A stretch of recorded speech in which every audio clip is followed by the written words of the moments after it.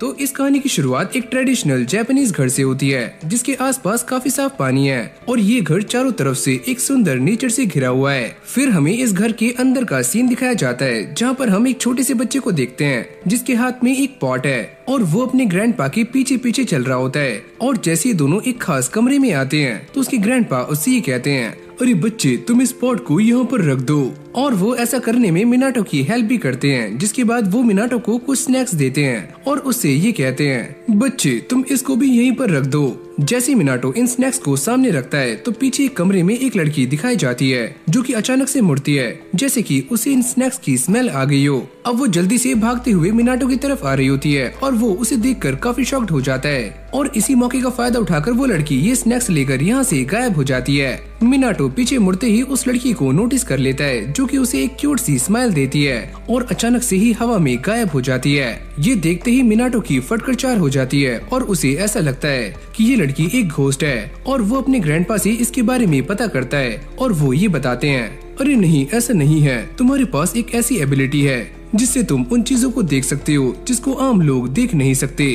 और वो ये कहते हैं कि ये लड़की एक पीसफुल स्पिरिट है जो कि काफी लंबे टाइम से इस घर में रह रही है। अब यहीं से हमारी कहानी चेंज होती है जहाँ पर मिनाटो बड़ा हो चुका है और वो अपने ग्रैंडपा से काफी दूर आ चुका है और वो एक अबंडेंट हाउस में रहता है जो कि उसके दूर के रिश्तेदार का है। और जब वो अपने घर जा रहा होता है तो पास में एक बंदा उसको नोटिस कर लेता है। वो ये सोचता है कि उनके इलाके में कोई इंसान रहने के लिए आया है। जब मिनाटो अपने नए घर के सामने पहुंचता है तो वो ये देखता है कि ये घर सच में काफी बड़ा है और वो ये देखकर काफी शॉक्ड हो जाता है। पर इस घर के अंदर से एक काफी डार्क ऑरा बाहर निकल रहा होता है जिससे मिनाटो काफी ज्यादा अनकंफर्टेबल फील कर रहा होता है, पर फिर भी वो हिम्मत जुटाता है और जैसे वो इस की को यहाँ लगाता है तो इस घर का सारा डार्क ऑरा गायब हो जाता है। जिसके बाद वो अपने हाथ में रखी हुई उस नोट को देखता है जिसके ऊपर लिखा हुआ सारा टेक्स्ट गायब हो जाता है और अब यहाँ पर काफी तेज हवाएं चलनी शुरू हो जाती हैं, जिससे ये नोट मिनाटो के हाथ से उड़ता हुआ काफी दूर जाता है और एक अबंडेंट श्राइन के पास आकर गिर जाता है जिससे इसके ऊपर लिखा हुआ बाकी का टेक्स्ट भी गायब हो जाता है। और तभी अचानक हमें श्राइन के नीचे दो चमकती हुई आंखें दिखाई देती हैं और ऐसा लगता है कि कोई पावरफुल आइडेंटिटी जाग चुकी है। मिनाटो दोबारा से अपने घर आ जाता है और वो सारे के सारे साफ सफाई के काम कर रहा होता है और काम करते करते वो अपनी मॉम से भी काफी सारी बातें करता है। पर मिनाटो को ये बात समझ नहीं आती कि इस घर की लोकेशन काफी अच्छी है और ये घर काफी बड़ा भी है तो किसी ने इसे खरीदा क्यों नहीं। मिनाटो की मॉम उसे ये बताती है कि इस घर को देखने के लिए पहले ही काफी लोग आ चुके हैं पर किसी को भी ये घर पसंद नहीं आया और वो बिना रीजन के ही यहाँ से चले गए। मिनाटो को ये बात काफी अजीब लगती है पर वो इस बात को ज्यादा सीरियस नहीं लेता और दोबारा से अपने काम पर लग जाता है और वो अपना सारा का सारा क्लीनिंग वर्क खत्म कर देता है और अब ये घर एकदम शीशे की तरह चमक रहा होता है, यानी कि एकदम साफ लग रहा होता है। मिनाटो जैसे ही गार्डन में जाता है तो यहाँ पर कुछ स्ट्रेंज फ्लावर्स पड़े हुए होते हैं और उसे याद नहीं होता कि वो ये फ्लावर्स कब लाया और तभी उसे झाड़ियों में एक अजीब सा क्रिएचर दिखाई देता है और ये चीज उसे छुपकर देख रही होती है। कुछ टाइम के बाद गार्डनर भी यहाँ पर आ जाता है और वो मिनाटो से यहाँ के प्लांट्स के बारे में पता करता है और वो ये पूछता है कि नए फ्लावर्स कहाँ पर लगाने हैं।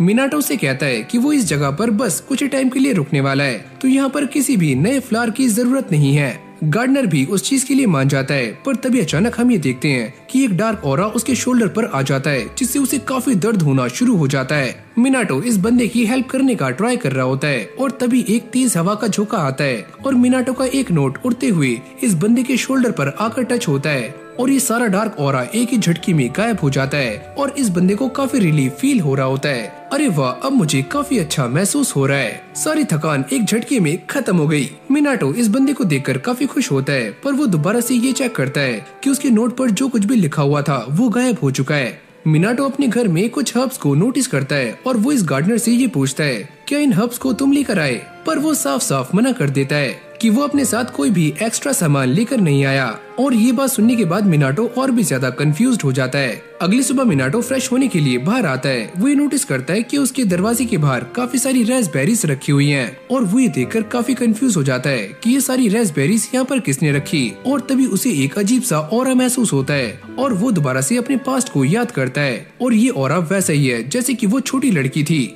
और तभी मिनाटो को ये बात रियलाइज होती है कि पक्का कोई न कोई क्रिएचर है जो कि उसे ये सारे स्पेशल गिफ्ट्स दे रहा है। वो ये सोचता है कि उसे भी इस क्रिएचर को थैंक्स करना चाहिए, जिसके लिए वो मार्केट आ जाता है और सारा सामान खरीदने के बाद दोबारा से अपने घर आ जाता है। उसके पास काफी सारा सामान है और साथ में कुछ स्वीट्स भी। और जैसे मिनाटो ये सारा सामान सामने रखता है तभी एक मिस्टीरियस फॉक्स उसके सामने आ जाता है, जो कि इस सारे सामान की स्मेल से उसकी तरफ अट्रैक्ट हुआ होता है। और ये फॉक्स दिखने में काफी सुंदर लग रहा होता है, जिसके बाद वो मिनाटो से अपोलोजाइज करता है कि वो यहाँ पर उससे बिना पूछे आ गया। मिनाटो उसे देखकर काफी शॉक्ड हो जाता है। अबे ओए, ये क्या चीज है? ये बोलने वाला व्हाइट कुत्ता यहाँ पर कैसे आ गया? और वो ये कहता है कि मैं कोई कुत्ता नहीं हूँ, मेरा नाम है यामागामी और मैं एक व्हाइट फॉक्स हूँ। यामागामी ये बताता है कि वो इस माउंटेन का गॉड है, लेकिन मिनाटो इस गॉड को देखकर अब भी काफी ज्यादा काम होता है। यामागामी उससे पूछता है कि तुम इतने ज्यादा काम कैसे हो? वो ये कहता है क्योंकि मैं तुम्हारे लिए काफी सिंपैथी फील कर रहा हूँ, क्योंकि तुमने मुझे काफी सारे गिफ्ट्स दिए हैं।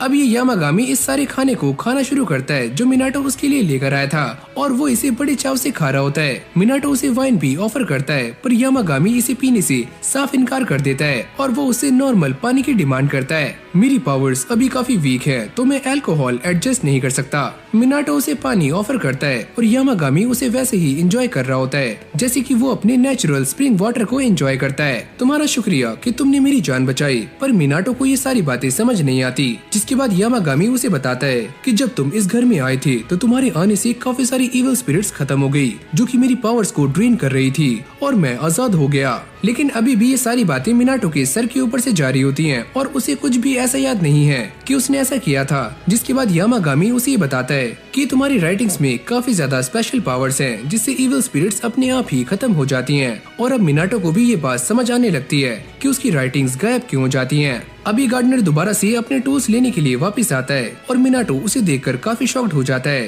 पर यामागामी उसे बताता है कि नॉर्मल इंसान उसे देख नहीं सकते। और अब मिनाटो उसे दोबारा से पानी ऑफर करता है और जैसे ही यामागामी इस पानी को पीता है तो उसके चेहरे पर एक अजीब सी स्माइल आ जाती है और वो ग्लो कर रहा होता है। मिनाटो ये सोचता है कि मेरी हैंड राइटिंग्स में इतनी पावर्स कैसे है, और यामागामी भी इसके बारे में उसे अच्छे से एक्सप्लेन नहीं कर पाता। यामागामी उसके पास्ट के बारे में पता करता है, क्या तुम्हारा पास्ट इससे जुड़ा हुआ है? और मिनाटो अपने पास्ट को याद करता है और वो ये कहता है कि जब वो छोटा था तो एक कस्टमर ने उसके हाथ से बनी हुई नेम प्लेट की काफी ज्यादा तारीफ की थी और उसी ने उस नेम प्लेट को वहाँ से हटाने से भी मना किया था। और बाद में यही कस्टमर मिनाटो को पैसे देकर ऐसे ही एक सेम नेम प्लेट बनवा लेता है और तभी से मिनाटो इस चीज को एक हॉबी की तरह यूज करने लगा। मिनाटो अपने हाथ से बनी हुई कुछ और प्लेट्स यामागामी को दिखाता है। यामागामी उससे कहता है कि वो इन सारी प्लेट्स को पूरे घर में लगा दे। जैसे मिनाटो ये काम पूरा करता है तो ये सारी प्लेट्स ग्लो करना शुरू कर देती हैं और इस घर के चारों तरफ एक बैरियर क्रिएट हो जाता है। मिनाटो ये देखकर काफी शॉक था, पर यामागामी उससे कहता है कि वो प्रैक्टिस से और भी ज्यादा स्ट्रॉन्ग बन सकता है। ऐसे ही कुछ टाइम के बाद यामागामी दोबारा से मिनाटो के पास आता है और स्वीट्स को काफी अच्छे से एंजॉय कर रहा होता है। जिसके बाद वो अपनी रिकवरी पावर मिनाटो को दिखाता है और उसकी बॉडी काफी तेज ग्लो कर रही होती है, पर मिनाटो इसे देख नहीं पाता तो वो अपनी चमक को थोड़ा सा कम करता है। और फिर हमें दोबारा से उसी बंदे को दिखाया जाता है जिसका नाम है हरामा, और दो इविल स्पिरिट्स उसके ऊपर अटैक कर रही होती हैं, पर वो कुछ चांट करता है और उसके आसपास एक ब्लू कलर का बैरियर बन जाता है, जिसको देखकर वो स्पिरिट्स यहाँ से भाग जाती हैं। हरामा उनका पीछा करता है ताकि वो स्पिरिट्स किसी को भी हार्म ना करें, पर तभी अचानक एक स्पिरिट जाकर मिनाटो से टकराती है और वो एक ही झटके में खत्म हो जाती है, जिससे एक चमकदार ऑर्ब नीचे गिरता है जिसे कोई भी नोटिस नहीं करता। मिनाटो ये देखता है कि उसकी राइटिंग्स दोबारा से गायब हो चुकी हैं। वो इस बात से काफी ज्यादा परेशान हो चुका है कि वो जब भी कुछ लिखता है तो वो अपने आप ही गायब हो जाता है। हरामा उससे पूछता है, क्या तुम्हें कुछ ट्रैश बैग चाहिए? मिनाटो को याद आता है कि वो इन्हीं ट्रैश बैग्स को लेने के लिए मार्केट जा रहा था और वो इन सारी चीजों को भूलकर मार्केट के लिए निकल जाता है और वो और भी अचानक से ही गायब हो जाता है। मिनाटो घर आ चुका है और वो ये देखता है कि यामागामी अपने मैजिक का इस्तेमाल करते हुए इस पूरे गार्डन को एक ही झटके में साफ कर देता है और ये गार्डन अब देखने में पहले से भी काफी सुंदर लग रहा होता है। मिनाटो इस काम के लिए उसे थैंक्स करता है, पर वो ये देखता है कि यामागामी पहले के मुकाबले थोड़ा सा छोटा हो गया है और जब अगली बार मिनाटो उससे मिलता है तो यामागामी और भी ज्यादा शॉर्ट हो गया होता है और उसके साथ कुछ और एनिमल्स होते हैं। यामागामी ये बताता है कि ये तीनों ही उसके फैमिलियर्स हैं। मिनाटो इन सभी को स्वीट्स ऑफर करता है जिसे ये सारे काफी आराम से खा रहे होते हैं और अब यामागामी दोबारा से अपने नॉर्मल साइज में आ जाता है क्योंकि उसकी एनर्जी दोबारा से वापस आ चुकी है। शाम के टाइम में हरामा मिनाटो के घर के बाहर आ जाता है और वो उससे डोर को खोलने के लिए कहता है, क्योंकि उसे काफी अजीब लग रहा होता है और उसे अंदर एक स्ट्रॉन्ग प्रेजेंस फील हो रही होती है। मिनाटो उसे लेकर अंदर आ जाता है, जहाँ पर हरामा ये बताता है कि वो एक प्रोफेशनल एग्जॉर्सिस्ट है जो कि गवर्नमेंट एजेंसी के लिए काम करता है। जिसके बाद हरामा मिनाटो को इविल स्पिरिट्स के बारे में बताना शुरू करता है और वो ये कहता है कि इविल स्पिरिट्स काफी ज्यादा बढ़ती जा रही हैं। क्या तुम मेरे लिए एक तिलिस्मान बना सकती हो जिसके अंदर तुम्हारी पावर्स हो? पर मिनाटो इसके बारे में कुछ भी नहीं जानता कि एक तिलिस्मान कैसे बनाया जाता है। यामागामी बीच में इंटरफियर करता है और वो ये कहता है बस एक और शॉपिंग लिस्ट बना दो। मिनाटो को ऐसा लगता है कि यामागामी उससे मजाक कर रहा है और वो इसके बारे में हरामा से पता करता है और वो एक एक करके सारी चीजों को लिखना शुरू करता है, जैसे कि टॉयलेट पेपर, मैगी और टिश्यू पेपर। अब ये सारे आइटम सुनने के बाद हरामा की बैंड बज जाती है और वो ये सोचता है कि मैंने इससे कहा था कि मुझे एक तिलिस्मान चाहिए, ना कि एक शॉपिंग लिस्ट। पर जैसे हरामा इस लिस्ट को देखता है तो उसे इसके अंदर से एक काफी स्ट्रेंज पावर महसूस हो रही होती है और मिनाटो भी काफी थक चुका है। यामागामी उससे कहता है कि तुमने अभी अपनी पावर्स का इस्तेमाल किया है तो इसलिए तुम्हें थकान महसूस हो रही है। हरामा को ये बात समझ आ जाती है कि मिनाटो की हैंडराइटिंग सच में काफी ज्यादा पावरफुल है, तो इसके लिए वो उसे पैसे दे रहा होता है। मिनाटो इसे लेने से पहले साफ इनकार करता है, अरे नहीं नहीं, मुझे ये नहीं चाहिए। हरामा उससे कहता है मैं बस तुम्हारी पावर्स की सही वैल्यू करना चाहता हूँ। ये सुनने के बाद मिनाटो उन पैसों को रख लेता है, लेकिन जाने से पहले मिनाटो उसके हाथ में एक सिंबल बनाता है और वो उससे कहता है कि ये सिंबल तुम्हारे काम में तुम्हारी हेल्प करेगा। और तभी अचानक हरामा को एक अर्जेंट कॉल आती है, जिसको सुनते ही हरामा यहाँ से भाग जाता है और जैसे वो उस जगह पर पहुँचता है वो ये देखता है कि उसके सारे के सारे साथी एक काफी खतरनाक इविल स्पिरिट से घिरे हुए हैं और ये एक ऐसी स्पिरिट होती है जिसे इन्होंने आज से पहले कभी भी देखा नहीं होता। पर हरामा इससे डरता नहीं है और वो भागते हुए इसकी तरफ जाता है, लेकिन तभी ये इविल स्पिरिट हरामा को नोटिस कर लेती है और उसे जान से मारने वाली होती है। पर तभी अचानक हम ये देखते हैं कि हरामा के हाथ पर बना हुआ ये सिंबल ग्लो करना शुरू कर देता है और ये स्पिरिट एक ही झटके में मारी जाती है। हरामा ये सारा कुछ देखकर काफी ज्यादा शॉक्ड हो जाता है और उसे मिनाटो की असली पावर्स का अंदाजा हो जाता है कि मिनाटो कोई आम इंसान नहीं है, उसके पास काफी स्पेशल पावर्स हैं। अब अगली सुबह मिनाटो रूम में बैठा हुआ अपना सारा हिसाब किताब कर रहा होता है और वो ये सारा कुछ देखकर काफी हक्का बक्का रह जाता है। वो ये चेक करता है कि उसके पास जितने भी पैसे थे वो सारे कंगाल हो चुके हैं, यानी कि उसके पास अब एक रुपया भी नहीं बचा और उसका बैंक भी एकदम खाली हो चुका है। और मिनाटो बैठा हुआ ये सारा हिसाब लगा रहा होता है कि उसके पास कितने पैसे बचे हुए हैं। तभी हमें ये पता लगता है कि हरामा ने उसे जो पैसे दिए थे वो ये सारे पैसे ऑलरेडी ही इन स्पिरिट्स पर खर्च कर चुका है। इन्हें देखकर ऐसा लगता है कि ये सारे सदियों से भूखे हैं और इनकी भूख एक राक्षस के जैसे है। अब जैसे ही ये सारा खाना खत्म हो जाता है तो ये सारे के सारे मिनियंस मिनाटो को थैंक्स करते हैं, पर उन्हें इस बात का अंदाजा हो जाता है कि पक्का ये खाना काफी महंगा होगा। पर मिनाटो उन्हें अब भी खाना खाने से मना नहीं कर रहा होता। वो ये कहता है तुम्हारा जितना मन है तुम खा सकते हो। और तभी वो यामागामी को नोटिस करता है जो कि इस खाने को काफी अच्छे से खा रहा होता है और उसे ये खाना काफी पसंद आ रहा होता है। मिनाटो ये सोचता है कि मेरा ऑलरेडी ही काफी खर्चा हो चुका है, क्या मुझे इन सभी के लिए सस्ता खाना लाना चाहिए? पर वो ये कहता है चलो छोड़ो, जहाँ इतना खर्चा हो गया वहाँ एक चिप्स भी ले लेते हैं। पर सच तो ये है कि मिनाटो के पास बिल्कुल भी पैसे नहीं है और इसीलिए वो एक पार्ट टाइम जॉब के लिए बाहर निकल जाता है, जिसके लिए वो अलग अलग कैफे और रेस्टोरेंट में जाता है। पर उसे हर जगह से निराशा ही मिलती है, यानी कि सारे लोग उसे मना कर रहे होते हैं और पेमेंट के नाम पर उसे बस चिंदी ही रकम मिल रही होती है, जिससे वो स्पिरिट्स एक दिन का ही खाना खा सकते हैं और ये सच में इसके लिए काफी कम है। अब ये सारा कुछ होने के बाद मिनाटो काफी सैड हो जाता है और वो ये सोचता है कि उसे सच में उन सारी स्पिरिट्स का बजट काफी कम करना होगा। और जैसे वो घर के लिए आ रहा होता है तभी उसे रास्ते में एक शॉप मिलती है। वैसे ये एक लॉटरी शॉप है। मिनाटो के पास जितने पैसे बचे हुए होते हैं वो उससे एक लॉटरी खरीद लेता है और अगली पल बूम उसकी लॉटरी लग जाती है, यानी कि वो इस लॉटरी का ग्रैंड प्राइज जीत चुका है। और जैसे मिनाटो ये सुनता है तो उसकी आंखें फटी की फटी रह जाती हैं और उसके आसपास काफी सारे लोग इकट्ठे हो जाते हैं और इस इनाम में वो पूरी 1 लाख येन जीत चुका है, जिससे वो उन स्पिरिट्स का पूरा खर्चा उठा सकता है और साथ में अपना रेंट भी दे सकता है, वो भी काफी महीनों तक। मिनाटो इससे काफी खुश था तो इसलिए वो काफी महंगा सामान खरीदने के लिए एक शॉप में आ जाता है। पर तभी अचानक वो ये देखता है कि उसे देखकर सारे लोग काफी खुश हो रहे होते हैं। मिनाटो को समझ नहीं आता कि वो सारे लोग उसे देखकर खुश क्यों हो रहे हैं। तभी एक बंदा ये बताता है कि आज उनकी शॉप की एनिवर्सरी है और मिनाटो उनकी शॉप का एक लकी कस्टमर है और इसलिए वो मिनाटो को काफी महंगा खाना और काफी सारे गिफ्ट्स भी देते होते हैं, जिसको लेकर वो अपने घर आ जाता है। अब मिनाटो इसके बारे में यामागामी से पता कर रहा होता है कि कहीं इसके पीछे वो तो नहीं है। यामागामी बड़े आराम से सर हिलाता है, जिसके बाद वो सामने की तरफ इशारा करता है जहाँ पर एक छोटा सा कछुआ होता है। मिनाटो उसे देखकर काफी शॉक्ड हो जाता है। क्या सच में ये वही है जो मेरी किस्मत के पीछे है? जिसके बाद यामागामी इस कछुए के बारे में बताना शुरू करता है और वो ये कहता है कि ये कोई आम कछुआ नहीं है, ये इस दुनिया के 4 सेक्रेड बीस्ट में से एक है। और वैसे इन्हें शिरा कहा जाता है, जिनका मेन काम यही है कि वो घर में गुड फॉर्च्यून लाते हैं। मिनाटो ये सुनने के बाद थोड़ा सा परेशान हो जाता है और वो ये पूछता है कि उसके घर में सेक्रेड बीस्ट कहाँ से आ रहे हैं। अब यामागामी उससे कहता है कि ये कछुआ तुम्हारा एहसानमंद है और तुमने एक बार अनजाने में इसकी हेल्प की थी। पर मिनाटो को ऐसा कुछ भी याद नहीं होता, जिसके बाद यामागामी उसे सारा कुछ याद दिलाता है, यानी कि उस दिन की बातें। अभी यामागामी और मिनाटो इसी बारे में बातें कर ही रहे होते हैं, तभी अचानक से मिनाटो के फोन पर उसकी माँ का कॉल आता है और वो काफी ज्यादा एक्साइटेड होती हैं। वो ये कहती हैं, अरे बेटा, क्या तुमने सुबह किसी लॉटरी में पार्टिसिपेट किया था और जानते हो तुम उसमें काफी सारे पैसे जीत चुके हो, वाह वाह। मिनाटो ये सुनते ही काफी शॉक्ड हो जाता है और उसे बात समझ आनी शुरू हो जाती है कि पक्का ये कछुआ गुड फॉर्च्यून लाने का एक बाप है, यानी कि इसके आने से सारी की सारी गुड फॉर्च्यून मिनाटो के पास आ रही है। जैसे ही मिनाटो को इन सारी बातों का एहसास होता है तो वो रिकी के सामने झुक जाता है और वो उससे कहता है, अरे प्रभु, आपकी लीला अपरंपार है और मुझे माफ करना कि मैंने आपकी ताकत को गलत समझा। यामागामी उससे कहता है कि रिकी को तुम्हारा ये तालाब काफी अच्छा लग रहा है और वो यहाँ पर रहना चाहता है, पर आखिरी फैसला तुम्हारा है कि तुम क्या चाहते हो। मिनाटो इस चीज के लिए फटाक से मान जाता है और वो ये कहता है कि तुम यहाँ पर रह सकते हो। और इसी तरह से ये सेक्रेड कछुआ भी उनकी फैमिली का एक पार्ट बन जाता है और उनके साथ रहना शुरू कर देता है और उसे यहाँ पर काफी ज्यादा मजे आ रहे होते हैं। कुछ टाइम के बाद मिनाटो उसे पीने के लिए लेकर ऑफर करता है, पर ये कछुआ बिल्कुल भी घबराता नहीं है और एक ही झटकी में सारी लेकर गटक जाता है। रिकी को इसे पीने में काफी मजा आता है, तो इसलिए वो मिनाटो को एक गिफ्ट देता है जिसमें कुछ सीड्स हैं और मिनाटो इसे अपने गार्डन में बो देता है। पर यामागामी उसे पहले ही वार्न करता है कि ये कोई आम सीड्स नहीं है,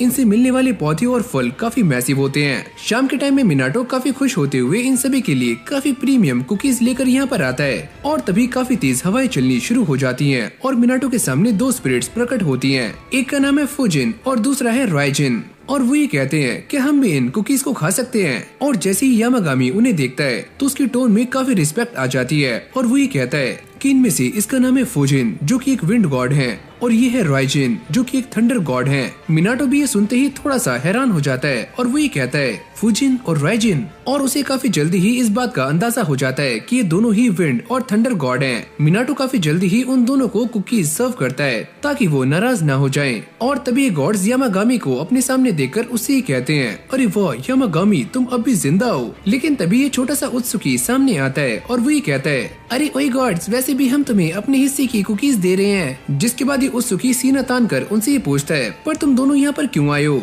और वो ये कहते हैं कि हमने ये सुना है कि धरती पर रोज कहीं पार्टी चलती है और वहाँ पर काफी अच्छा खाना मिलता है, तो इसलिए हम दोनों भी यहाँ पर आ गए ताकि हम भी कुछ खा पाएं। और तभी ये दोनों गॉड्स रिकी को देखते हैं जो कि आराम से बैठा हुआ लेकर पी रहा होता है और वो मिनाटो से कहते हैं, अभी ओए जाओ, हमारे लिए भी कुछ ऐसा ही ठंडा लेकर आओ। अगली पल ये दोनों ही खाकर एकदम सेट हो जाते हैं। तभी फुजिन अपनी जगह से खड़ा होता है और वो मिनाटो के सामने एक ऐसा ऑफर रखता है जिसे सुनते ही मिनाटो का दिमाग घूमना शुरू हो जाता है और वो मिनाटो से ही कहता है कि तुमने हमारी काफी ज्यादा खातिरदारी की है, तो इसके बदले में मैं तुम्हें अपनी पावर का एक हिस्सा दे रहा हूँ। ये बोलते ही मिनाटो के आसपास एक विंड सर्कल घूमना शुरू हो जाता है। फुजिन उससे कहता है कि ये विंड की पावर है और अब तुम इसे इस्तेमाल कर सकते हो, पर मिनाटो ये सोचता है कि वो इसे इस्तेमाल कैसे करेगा। तभी यामागामी और बाकी के स्पिरिट्स उसके आसपास आकर इकट्ठे हो जाते हैं। यामागामी उसे बताता है कि वो इस पावर को कंट्रोल कैसे कर सकता है। यामागामी उसे गाइड करता है, मिनाटो अपनी आंखों को बंद करो और अपने आसपास हवा के फ्लो को महसूस करो। तुम्हें उसे फोर्स नहीं करना है, बस तुम्हें उसमें बह जाना है। मिनाटो भी ऐसा करने का ट्राई करता है और वो ध्यान लगाता है और अगली पल हम ये देखते हैं कि उसके हाथों में से एक काफी जेंटल हवा का झोंका निकल कर बाहर जाता है, यानी कि उसने फाइनली ये मैजिक परफॉर्म कर दिया है। ये देखकर सभी लोग और यामागामी काफी इम्प्रेस हो जाते हैं। यामागामी उससे कहता है कि ये तो बस अभी नमूना है, अगर तुम ऐसे ही इसकी प्रैक्टिस करते रहोगे तो ये आगे तुम्हारे काफी काम आ सकता है। सीन चेंज होता है और हम दोबारा से हरामा को देखते हैं जो कि अब भी उसी साइन का इस्तेमाल कर रहा होता है, लेकिन वो जैसे ही इस बार इस साइन का इविल स्पिरिट पर इस्तेमाल करता है तो वो इविल स्पिरिट मारी जाती है, पर ये साइन भी फेड हो जाता है। हरामा ये समझ जाता है कि धीरे धीरे ये पावर्स कम होती जा रही हैं और अगली पल हम ये देखते हैं कि उसका एक चेला जिसका नाम है इचिगो उसको भी एक इविल स्पिरिट ने घेर लिया होता है और वो उसे जान से मारने वाली होती है। इचिगो जिसकी ऑलरेडी ही काफी ज्यादा फट रही होती है और वो अपनी साथी को अपनी हेल्प करने के लिए यहाँ बुलाता है, पर वो उसकी हेल्प नहीं करती और ये इविल स्पिरिट उसे जान से मारने वाली होती है। पर तभी अचानक यहाँ पर हरामा की एंट्री हो जाती है और उसके हाथ में एक पेपर था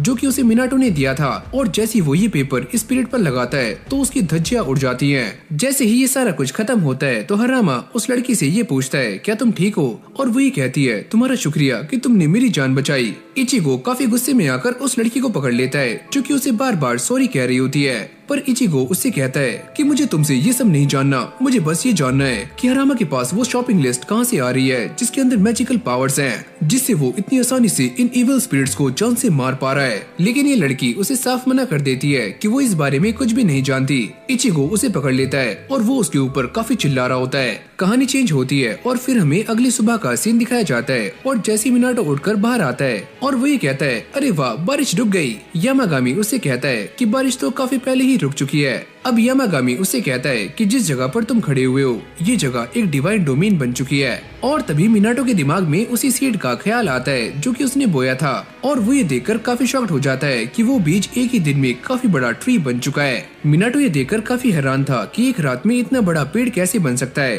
तभी यामागामी उसे बताता है कि ये कोई आम ट्री नहीं है, ये एक काफी सेक्रेट ट्री है, यानी कि एक पवित्र पेड़। मिनाटो इसे देखकर काफी खुश हो रहा होता है और वो ये कहता है लगता है मुझे इसके लिए पानी लेकर आना चाहिए। अब अगले सीन में हम ये देखते हैं कि मिनाटो के पास एक प्रॉपर ट्रैकिंग सूट होता है, यानी कि वो एक माउंटेन पर ट्रैक करने जा रहा है और ये वही माउंटेन है जहाँ से यामागामी आया है। लेकिन ये सुनते ही यामागामी का फेस थोड़ा सा अजीब सा हो जाता है और वो उसे वहाँ जाने से पहले वार्न करता है कि वो कोई आम पहाड़ नहीं है और न ही कोई टूरिस्ट स्पॉट, वहाँ पर तुम्हारे लिए काफी खतरा हो सकता है। पर मिनाटो उसकी एक भी नहीं सुनता और वो ये कहता है कि मेरे पास वहाँ जाने का सारा सामान है, ये रस्सी, ये शूज और ये जैकेट भी, मैं उस जगह पर आराम से जा सकता हूँ, वो भी बिना किसी दिक्कत के। यामागामी इस चीज के लिए मान तो जाता है लेकिन वो मिनाटो के साथ अपनी छोटी स्पिरिट्स भेज देता है एक गाइड के रूप में ताकि वो मिनाटो की देखभाल कर पाए। फिर हमें कुछ टाइम बाद का सीन दिखाया जाता है जहाँ पर मिनाटो इस पहाड़ पर चढ़ रहा होता है और ट्रैकिंग करने में उसकी हालत काफी खराब हो जाती है और वो ये सोचता है लगता है मेरा डिसीजन काफी गलत था और मुझे एक्सरसाइज करने के लिए इस पहाड़ पर आना नहीं चाहिए था। अगली पल ये सारे उस श्राइन के सामने आ जाते हैं। मिनाटो ये कहता है लगता है मुझे इसे साफ करना चाहिए, पर वो छोटी स्पिरिट्स उसे ऐसा करने से मना कर रही होती हैं। वो ये कहती हैं कि तुम्हें इसे साफ करने की कोई भी जरूरत नहीं है, ये ऐसे ही सही है। मिनाटो अपने साथ इन सभी को काम पर लगा देता है और ये सारे मिलकर इस श्राइन को काफी अच्छे से साफ कर देते हैं। अब जैसे ये काम पूरा हो जाता है तो ये सारे बैठकर आराम से खाना खा रहे होते हैं ताकि इनकी बॉडी में दोबारा से एनर्जी आ जाए। लेकिन तभी उन्हें किसी के चिल्लाने की आवाज आती है और ये सारी स्पिरिट्स आगे की तरफ भागती हैं। मिनाटो भी अपनी सारी थकान भूल जाता है और वो भी उनका पीछा करता है। मिनाटो जैसे ही वहाँ जाता है वो ये देखता है कि उसके सामने एक काफी खतरनाक इविल स्पिरिट खड़ी हुई है और वो उसके पास जाने का ट्राई करता है, पर जाने से पहले वो अपने सारे पेपर्स बाहर निकाल लेता है। लेकिन वो उसके पास जाने में नाकाम हो जाता है क्योंकि ये इविल स्पिरिट काफी खतरनाक है। और तभी उसके दिमाग में एक आइडिया आता है और वो अपनी विंड मैजिक का इस्तेमाल करता है और इन सारे पेपर्स को एक बुलेट की तरह उस इविल स्पिरिट के ऊपर फेंक कर मारता है और ये तरीका काम कर जाता है जिससे वो इविल स्पिरिट एक ही झटके में डिस्ट्रॉय हो जाती है और ये ऑर्ब नीचे गिर जाता है। इससे पहले ये सारे कुछ समझ पाते यही पास में हम एक गोल्डन स्पिरिट को भी देखते हैं और वो यहाँ से काफी तेज भाग जाती है। जिसके बाद मिनाटो यामागामी के पास आ जाता है और उसे सारा कुछ एक्सप्लेन करना शुरू करता है जो कि उस पहाड़ पे हुआ था। और तभी उसकी नजर सामने उस पेड़ पर जाती है जो कि काफी जल्दी से ग्रो कर रहा होता है। जिसके बाद ये छोटी स्पिरिट्स मिनाटो को ये बताती हैं कि हमने तुम्हें पहले ही बता दिया है कि ये कोई आम ट्री नहीं है, ये एक सेक्रेट ट्री है, तो इसके बढ़ने का तरीका बाकी ट्री से काफी अलग होगा और काफी तेज भी। और तभी रिकी मिनाटो के पास आता है और वो बाहर के गेट की तरफ इशारा कर रहा होता है और जैसे मिनाटो इस गेट को खोलकर देखता है तो वो अपने सामने एक ब्लू कलर की ड्रैगन को पाता है जो दिखने में काफी यूनिक और चमकीला लग रहा होता है। मिनाटो से देखता है और उसे कुछ भी समझ नहीं आता कि ये ड्रैगन यहाँ पर क्या कर रहा है। और फिर हमें इस ड्रैगन का नाम पता लगता है जो कि है ओरियो, और ये सीधा ही उस सेक्रेट ट्री के पास पहुँच जाता है और वहाँ जाकर काफी जोर से दहाड़ता है जिससे इस पूरे डोमेन में बारिश होनी शुरू हो जाती है। बारिश रुकते ही हम ये देखते हैं कि ये पेड़ भी काफी बड़ा हो चुका है और काफी चमक रहा है। जिसके बाद ये ड्रैगन मिनाटो के सामने एक काफी अजीब शर्त रखता है और वो ये कहता है कि उसे वहाँ के पॉन्ड में रुकना है। पर कुछ टाइम के बाद हम ये देखते हैं कि उसे भी लिकर की लत लग जाती है और वो एक के बाद एक ग्लास को डकार रहा होता है। जिसके बाद यामागामी मिनाटो को सारी सच्चाई बताता है और वो ये कहता है कि असल में ये ड्रैगन तुम्हारा शुक्रिया अदा कर रहा है क्योंकि इसे कुछ टाइम पहले एक इविल स्पिरिट ने निगल लिया था। और साथ में वो ये कहता है कि इसकी जान कुछ टाइम पहले हरामा ने बचाई है। लेकिन तभी अचानक दोबारा से यहाँ पर हरामा की एंट्री हो जाती है और मिनाटो उसे एक और नया मेमो देता है जो कि हरामा ने उससे मांगा था। जिसके बाद हरामा उससे कहता है कि इस बार उसे स्टार नहीं बनवाना क्योंकि वो उसका फैमिली क्रेस्ट नहीं है और इस बार वो कोई और साइन बनवाएगा। यहीं से हमारा सीन चेंज होता है और हम हरामा को एक और बंदी के साथ देखते हैं और ये टकला बंदा हरामा को ये बता रहा होता है कि तुम्हारे पास ये जो मैजिकल मेमोज हैं वो फाइट में किसी भी काम की नहीं है क्योंकि तुम इसे ज्यादा दूर तक थ्रो नहीं कर सकते। लेकिन वो स्माइल करते हुए इस टकले से कहता है कि इस बार मैंने इस बात का भी सोल्यूशन निकाल लिया है और इसलिए मैंने कुछ यूनिक बिजनेस कार्ड्स बनवाए हैं जिन्हें मैं हवा में काफी आराम से थ्रो कर सकता हूँ और काफी दूर तक भी फेंक सकता हूँ। अब ये टकला सा आदमी हरामा के सामने एक काफी नकली जोक मारने का ट्राई करता है और वो ये कहता है देखा लग रहा हूँ ना मैं एकदम पूरी सुपरस्टार। लेकिन वो यहाँ पर फेल हो जाता है क्योंकि हरामा को इससे बिल्कुल भी हंसी नहीं आती। पर अगली पल ये बूढ़ा आदमी सीरियस हो जाता है और वो हरामा को वार्न करता है कि मुझे इस बात का काफी डर है कि इचिगो मिनाटो को नुकसान ना पहुँचाए क्योंकि वो तुमसे काफी जलता है। और ये बात तभी साबित हो जाती है जब इचिगो बड़ी चालाकी से मिनाटो के ऊपर एक मैजिकल तिलिस्मान लगा देता है जो काफी इवल है और ये करने के बाद उसके चेहरे पर एक काफी इवल स्माइल होती है जैसे कि वो कुछ काफी खतरनाक करने वाला है। और फिर हम ये देखते हैं कि मिनाटो अपने घर के आसपास सफाई कर रहा होता है और वो ऐसा करने के लिए अपने विंड मैजिक का इस्तेमाल करता है और सारे ही पत्तों को बड़ी आराम से बैग में भर लेता है। जैसे ही यामागामी और बाकी सब ये देखते हैं तो वो मिनाटो की काफी तारीफ करते हैं कि उसने अपने विंड मैजिक पर काफी अच्छे से कंट्रोल करना सीख लिया है। मिनाटो उन सभी को थैंक्स करते हुए ये कहता है कि मैंने आज जो कुछ भी सीखा है वो बस आपकी वजह से है, यानी कि तुम सभी की वजह से। फूजिन और राइजिन उससे कह रहे होते हैं कि उसे और भी ज्यादा मेहनत करनी होगी। राइजिन उससे कहता है क्या मैं तुम्हें और भी ज्यादा पावर्स दे दूं? पर मिनाटो इसके लिए साफ मना कर देता है, अरे नहीं नहीं मुझे नहीं चाहिए। जिसके बाद हमें उन सारी की सारी छोटी स्पिरिट्स को दिखाया जाता है और वो भी ट्रेनिंग कर रही होती हैं। इन सभी के अंदर मेंटल पीस की काफी कमी है तो ये उसी पर काम कर रही हैं क्योंकि जब उनका सामना पहली बार उस खतरनाक स्पिरिट से हुआ था तो वो कुछ भी नहीं कर पाई थी और इसीलिए वो ये चाहती हैं कि वो पहले से भी काफी स्ट्रांग बने। जिसके बाद मिनाटो ने इन सभी के लिए काफी सारे स्वीट पोटैटोज बॉईल किए होते हैं और ये सारे उन्हें बैठकर आराम से खा रहे होते हैं, यानी कि इन सभी की फुल मौज आ रही है। मिनाटो फूजिन और राइजिन से भी ये कहता है कि वो भी इन्हें खा सकते हैं पर वो ये कहते हैं अरे ये काम तो हम भी कर सकते हैं। लेकिन वो जैसे ही इसे करने का ट्राई करते हैं तो वो इन्हें पूरी तरह से खराब कर देते हैं। अब किरिन भी पूरे वर्ल्ड का चक्कर लगाते हुए यहाँ पर आ जाता है और वो अपने साथ कुछ रेयर फ्रूट्स भी लेकर आता है। मिनाटो उसका स्वागत करता है और वो ये कहता है कि तुम ये स्वीट पोटैटोज खा सकते हो। लेकिन भाई किरिन इस चीज के लिए मना कर देता है क्योंकि उसे इस बात का डर था कहीं मिनाटो उसे भी भून न दे। अब यामागामी मिनाटो को ये बताता है कि इसे एक खास तरह के फ्रूट्स पसंद हैं और अगली बार तुम्हें वही लेकर आने चाहिए। अच्छा ठीक है मैं वही लाऊंगा। अब अगले सीन में हम ये देखते हैं कि हरामा यहाँ पर आ चुका है पर उसकी हालत थोड़ी सी खराब होती है। मिनाटो उसे अंदर लेकर जाता है और वो उससे पूछता है कि सारा माजरा क्या है। हरामा ये बताता है कि आज उसके ऊपर कुछ ज्यादा ही स्ट्रेस था। साथ ही में वो ये कहता है कि एक काफी खतरनाक पावरफुल स्पिरिट है जिसे वो सारे मिलकर भी हरा नहीं पाए तो वो ये चाहते हैं कि मिनाटो उसे जाकर खत्म करे। हरामा ये बताता है कि ये सारा कुछ एक रिचुअल से स्टार्ट हुआ जहाँ पर काफी सारी डॉल्स रखी हुई थी और जो इंसान ये रिचुअल करने के लिए यहाँ पर आया था वो इंसान भी मारा गया। ऐसा होते ही सामने जो डॉल रखी हुई थी वो एक काफी खतरनाक स्पिरिट में चेंज हो गई तो कोई भी वहाँ जाना पसंद नहीं करता। सारे लोग वहाँ जाने से काफी डरते हैं। मिनाटो को ये सुनने के बाद काफी अजीब लगता है कि हरामा उससे ही हेल्प लेने के लिए यहाँ पर क्यों आया। हरामा ये बताता है कि वो वाला टेम्पल उस जगह पर है जो कि इस वर्ल्ड से काफी अलग है, बिल्कुल वैसे ही जैसे तुम्हारा ये गार्डन है ये भी काफी अलग है और इसका मतलब साफ है अगर तुम यहाँ पर रह सकते हो तो तुम उस दूसरी दुनिया में भी जा सकते हो। हरामा ये भी कहता है कि एक बात ये भी है कि तुम सेक्रेट बीस्ट को देख पाते हो और ये सुनते ही यामागामी को काफी गुस्सा आ जाता है और वो हरामा पर काफी गुस्सा कर रहा होता है। मिनाटो उसे शांत करता है और वो यामागामी से ये पूछता है क्या तुम अपनी पावर्स का इस्तेमाल करके उस दूसरे वर्ल्ड में जा सकते हो? हाँ मैं ऐसा कर सकता हूँ। फिर हमें शाम का सीन दिखाया जाता है जहाँ पर मिनाटो यामागामी से ये कह रहा होता है कि चलो तैयार हो जाओ हमें वहाँ पर जाना है। पर यामागामी उससे कहता है कि तुम मेरे साथ नहीं आओगी, वहाँ मैं अकेले ही जाने वाला हूँ। मिनाटो ये सुनते ही काफी शॉक्ड हो जाता है, लेकिन तभी वो छोटी स्पिरिट्स यहाँ पर आती हैं और वो ये कहती हैं कि उन्होंने अपनी सारी ट्रेनिंग पूरी कर ली है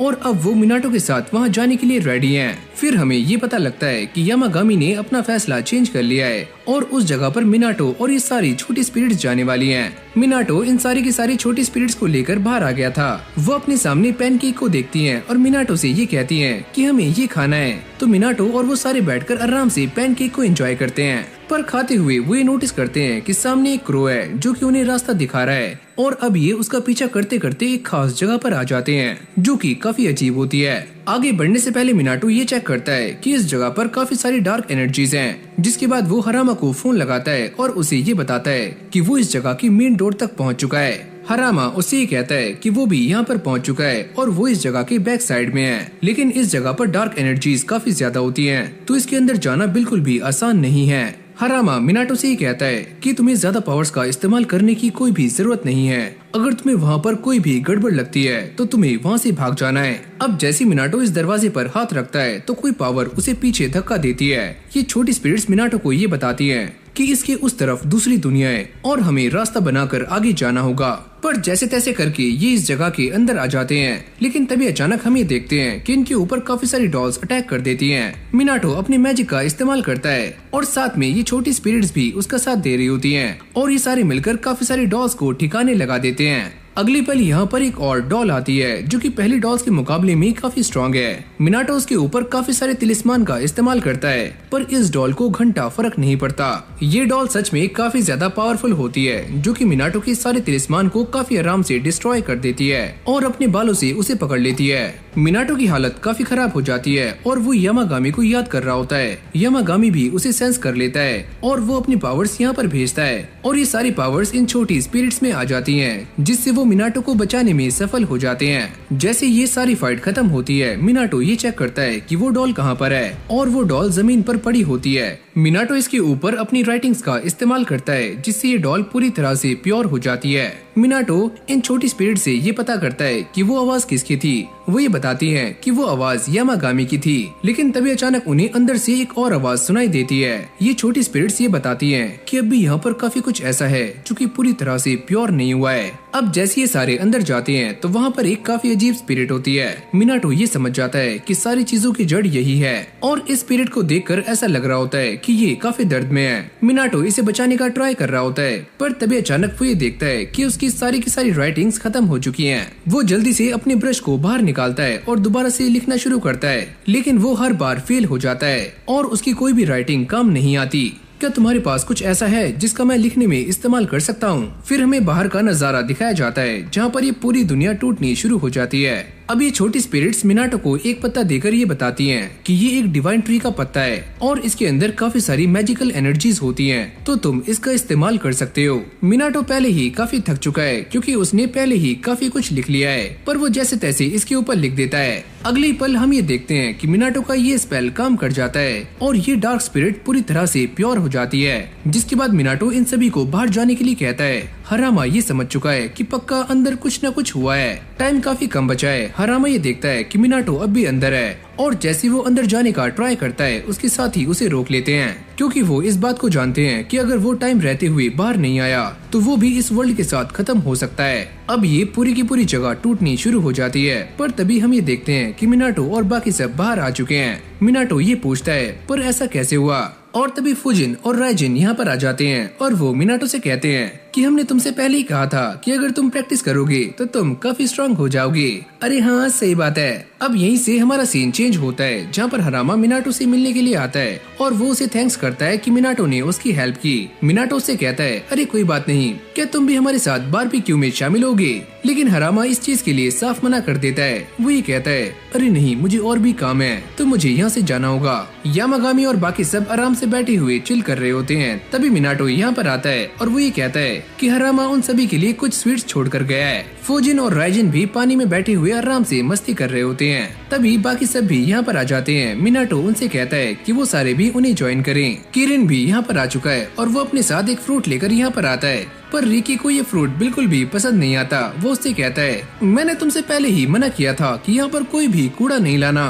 किरिन उसे कहता है, अबे ओए ये कोई कूड़ा नहीं है, ये एक फ्रूट है। लगता है तुम्हारी सूंघने की शक्ति खराब हो चुकी है और तुम्हें बदबू भी खुशबू लग रही है। मिनाटो इस डिवाइन ट्री के पास जाता है और उसे थैंक्स करता है। तभी उसके साथी उसे बुलाते हैं और ये बताते हैं कि ये मैजिकल क्रिस्टल ग्लो कर रहा है। और तभी अचानक हम ये देखते हैं कि इसके अंदर से एक छोटा सा मुर्गी का बच्चा बाहर निकलता है, जिसको देखकर मिनाटो और बाकी सब काफी खुश हो जाते हैं। यामागामी ये बताता है कि ये उन 4 स्पिरिट्स में से एक स्पिरिट है जो कि उन डार्क स्पिरिट्स के हाथों में फंसी हुई थी। अब अगली सीन में हम ये देखते हैं कि यामागामी आराम से बैठा हुआ इन बंस को एंजॉय कर रहा होता है और ये जो छोटी चिड़िया है वो बाकी चिड़ियाओं को गाना सिखा रही है। ये सारी की सारी बर्ड्स काफी अच्छे से परफॉर्म कर रही होती हैं और एक बर्ड काफी शर्मा रही है, लेकिन ये उसका भी साथ देती है, जिससे वो काफी अच्छा गाना गाती है। मिनाटो और यामागामी उन्हें देखकर काफी खुश होते हैं। इस तरफ ये सारे लोग भी काफी आराम से चिल कर रहे हैं। यहीं से हमारा सीन चेंज होता है, जहाँ पर हमें हरामा को दिखाया जाता है और वो इविल स्पिरिट्स के साथ फाइट कर रहा है, जिसके बाद वो एक स्पिरिट को जान से मार देता है और अपने साथी से ये पूछता है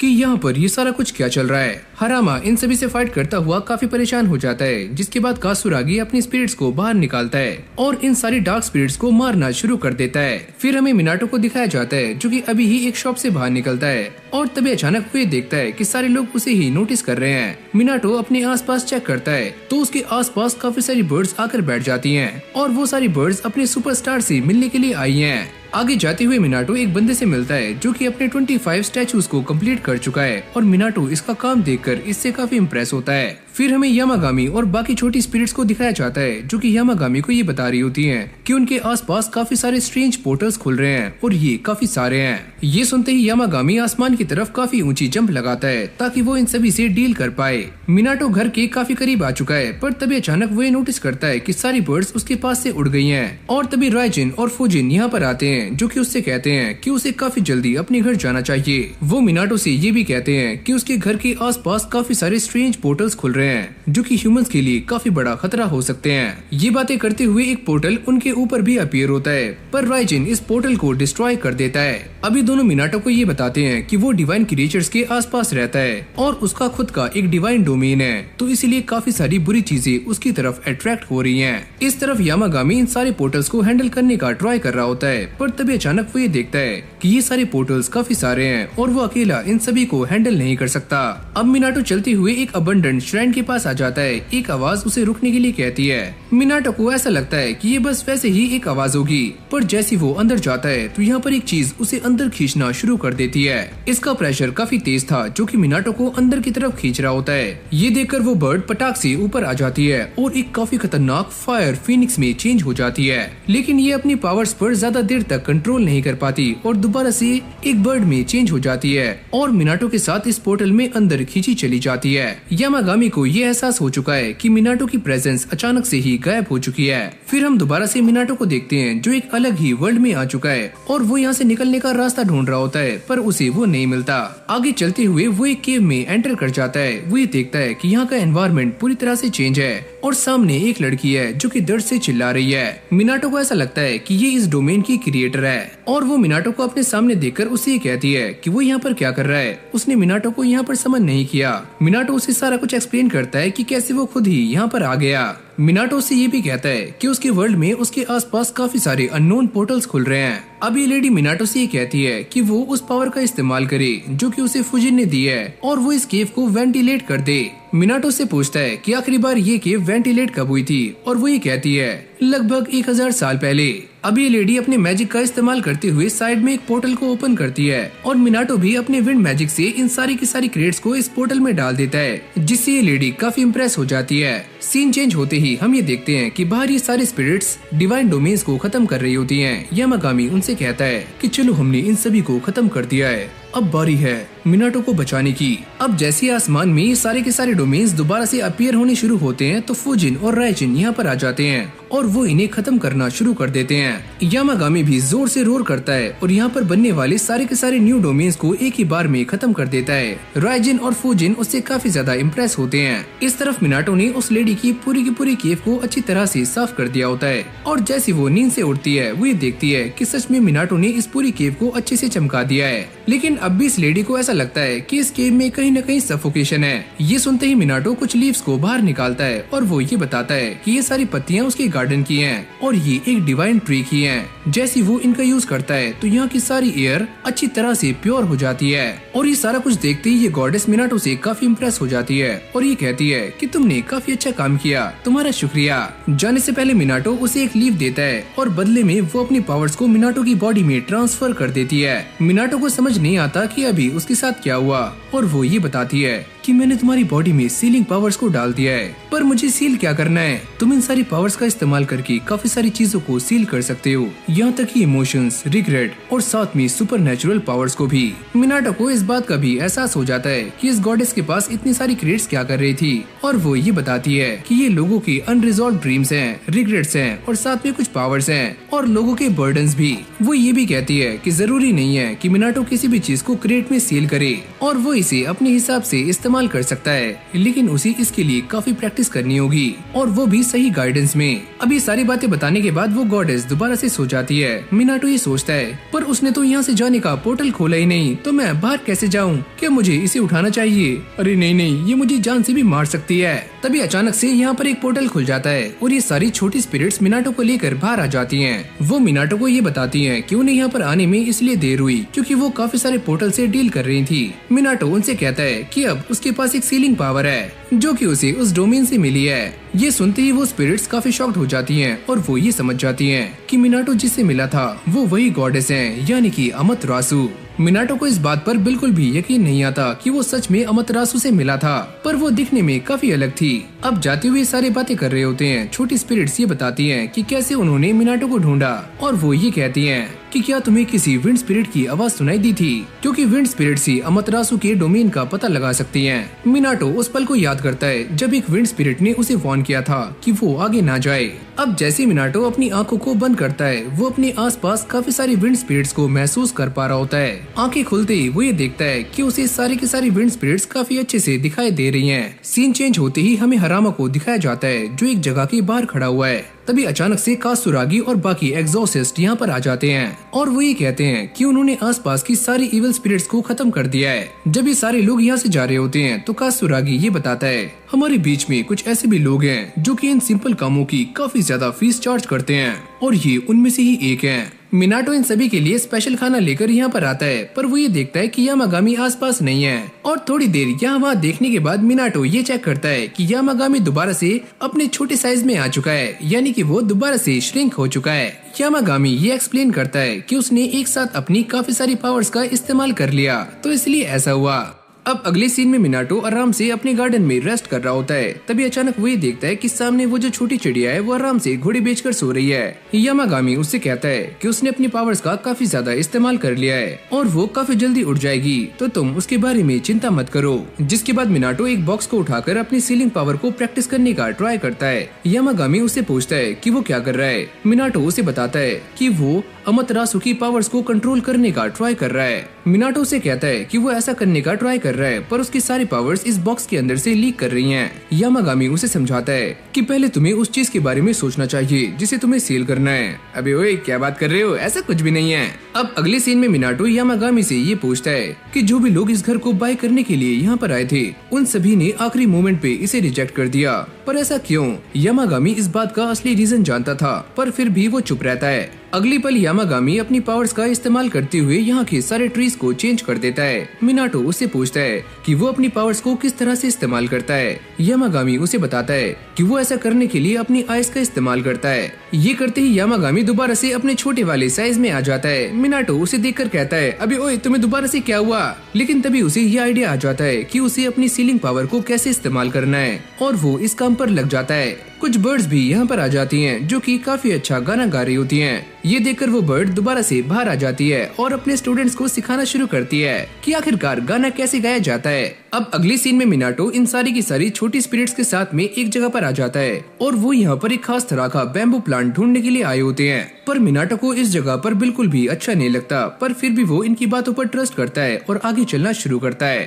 पर यहाँ पर कोई है जो कि इन सभी का पीछा कर रहा है। फिर हमें मिनाटो के घर का सीन दिखाया जाता है जहाँ पर यामागामी, राइजिन और फुजिन आराम से लेटे हुए पार्टी कर रहे होते हैं। ये बातें करते हैं कि किस तरह से इन्होंने उस बंदे के खिलाफ अपने डोमेन का इस्तेमाल किया है। क्योंकि उसका बिहेवियर काफी रूड था तो उसके साथ ऐसा होना बनता है। तभी अचानक वो आसमान में एक और मैजिकल डोमेन देखते हैं जो कि मिनाटो की तरफ काफी तेजी से अट्रैक्ट हो रहा होता है। इन सभी को ये बात समझ नहीं आती कि आखिरकार ये सारे डोमेन मिनाटो की तरफ अट्रैक्ट क्यों हो रहे हैं, वो भी इतनी तेजी से।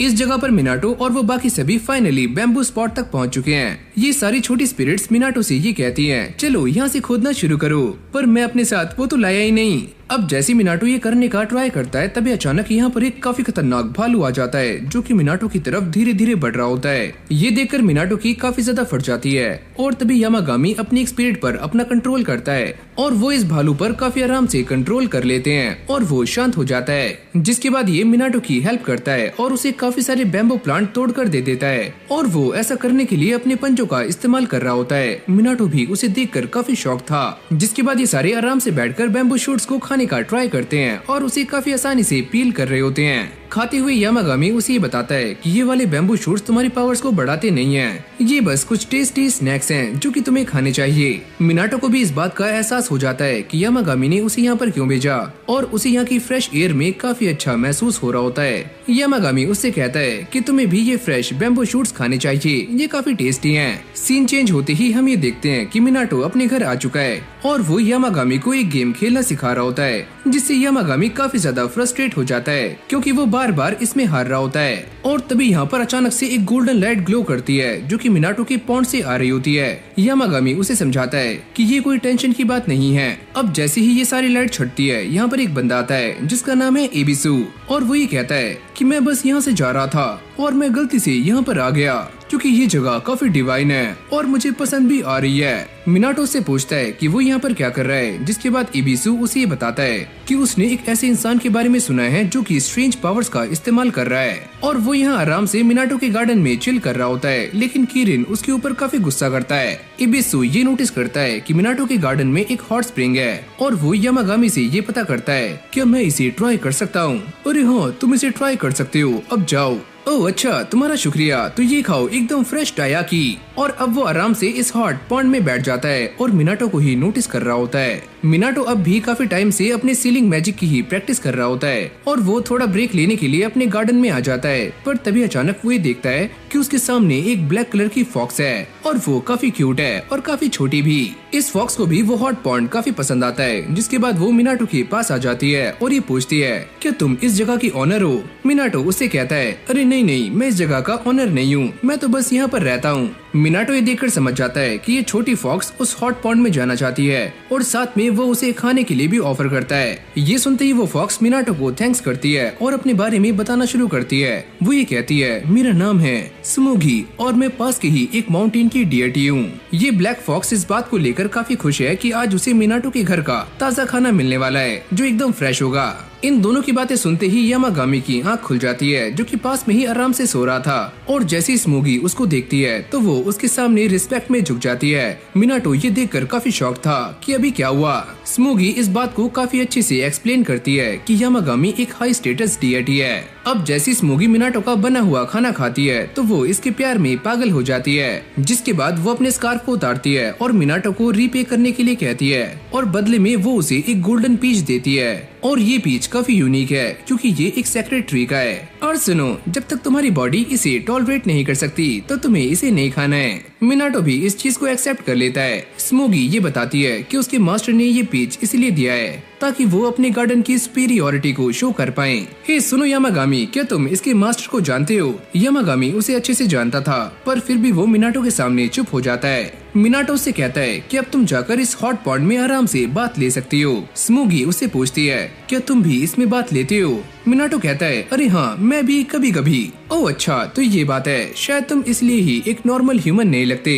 क्या एक नॉर्मल ह्यूमन। लेकिन सच बात तो ये है कि मिनाटो को भी इस बात का एहसास होना शुरू हो चुका है कि वो कोई नॉर्मल इंसान नहीं है। जब से वो यामागामी के इस वर्ल्ड में आया है और उसके साथ रहने के लिए काफी सारी स्पिरिट्स भी आ चुकी हैं। यहाँ तक कि वो मैजिकल पावर्स का भी इस्तेमाल कर सकता है और जिसकी चाहे उसकी हेल्प कर सकता है। पर मिनाटो को इस बात का डर भी है क्या वो एक नॉर्मल इंसान नहीं रहा। यामागामी उससे कहता है तुम इसके बारे में चिंता मत करो, तुम हमेशा ही एक ह्यूमन रहने वाले हो, बस तुम्हारे पास कुछ पावर्स आई हैं। मिनाटो ये सुनते ही रिलैक्स हो जाता है और वो दोबारा से अपनी मैजिकल पावर्स की प्रैक्टिस करने के बारे में सोचता है। यामागामी उससे कहता है कि उसे अपनी सीलिंग पावर्स को इस्तेमाल करने के लिए अपने पास्ट में जाना होगा।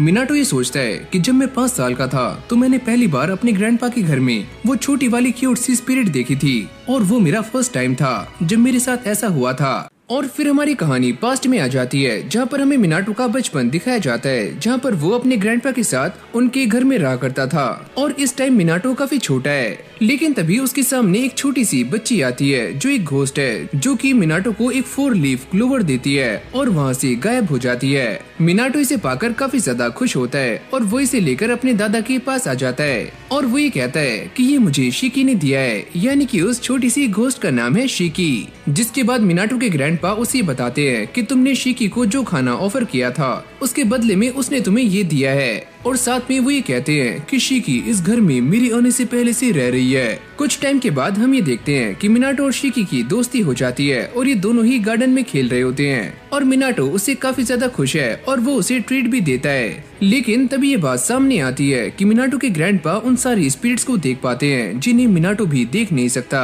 मिनाटो शिकी के साथ काफी खुश है और वो उसके साथ खाने को बांट कर खा रहा होता है और तभी अचानक हम ये देखते हैं कि यहाँ पर एक और स्पिरिट आ जाती है जिसका नाम है ही और वो मिनाटो की कैप लेकर यहाँ से भाग जाती है। मिनाटो उसे देखकर काफी चौंक जाता है कि ये वाली स्पिरिट कौन सी है। वो इसके बारे में जाकर अपने ग्रैंडपा को बताता है, पर वो ये कहते हैं कि ये एक ऐसी स्पिरिट है जो कि तुम्हें परेशान नहीं कर रही है, वो तो बस तुम्हारे साथ खेलना चाहती है, तो इससे डरो मत। अब मिनाटो उससे बचते हुए काफी आराम से यहाँ से निकलने की कोशिश कर रहा होता है, लेकिन तभी अचानक से ही यहाँ पर आ जाता है और वो दोबारा से उसकी कैप लेकर यहाँ से भाग जाता है। मिनाटो उससे कहता है, अगर तुम मेरी कैप वापस दे दोगे तो मैं तुम्हें ये खिलाऊंगा। मिनाटो भी इस बात को काफी अच्छे से जानता है कि ही को ये वाली स्वीट्स काफी अच्छी लगती हैं और इसने उसे कई बार इसे चुराते हुए भी देखा है। ही इसे पाकर काफी खुश होता है और वो आराम से मस्ती से इसे खा रहा होता है। ऐसे ही काफी सारा टाइम बीत जाता है और मिनाटो और ही काफी अच्छे दोस्त बन जाते हैं। फिर हमें कुछ टाइम बाद का सीन दिखाया जाता है जहाँ पर मिनाटो की ग्रैंडपा की डेथ हो चुकी है। अगले सीन में हम ये देखते हैं कि मिनाटो अपने दोस्त के साथ में स्कूल से आ रहा होता है। गर्मी काफी ज्यादा है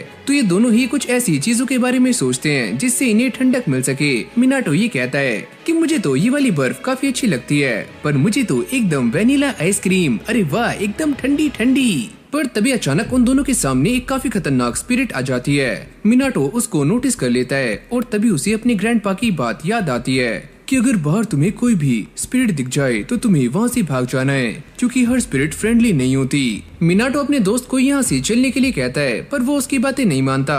अब जैसी स्पिरिट उन दोनों पर अटैक करने वाली होती है तभी अचानक से वो यहाँ से गायब हो जाती है। एक बंदा सामने आता है, वो ये कहता है, अरे सुनो बच्चों, धूप काफी हो रही है तो तुम्हें गर्मी में बाहर नहीं निकलना चाहिए। अब ये बंदा उन दोनों को लेकर अपने साथ आ जाता है और ये एक इन को ढूंढ रहा है। मिनाटो उससे कहता है कि आपने वो इन पहले ही बुक कर ली थी, क्योंकि यहाँ की ज्यादातर इन पहले ही बुक हो जाती हैं। लेकिन ये बंदा मिनाटो से कहता है, अगर वो सारी इन बुक भी हो जाती हैं तो हम तुम्हारे घर जा सकते हैं। मिनाटो ये सुनकर काफी शॉक्ड हो जाता है कि इसे ये बात कैसे पता कि मेरा घर भी एक इन है। जिसके बाद ये बंदा मिनाटो के घर रहने के लिए आ जाता है। पर हैरानी की बात तो ये है कि जिस दिन ये इंसान यहाँ पर आया उसी दिन एक रूम खाली हुआ होता है। पर मिनाटो को ये बात समझ नहीं आती कि यहाँ की सारे स्पिरिट्स उस बंदे से डर क्यों रही हैं, यहाँ तक कि वो उसके रूम के पास भी नहीं जा रही हैं। सीन चेंज होते ही हम ये देखते हैं कि मिनाटो आराम से पढ़ाई कर रहा होता है, लेकिन वो इससे काफी ज्यादा इरिटेट हो चुका है। तभी अचानक से वही बंदा उसके सामने आ जाता है और वो ये कहता है, अरे वाह तुम्हारी हैंड राइटिंग तो काफी अच्छी है,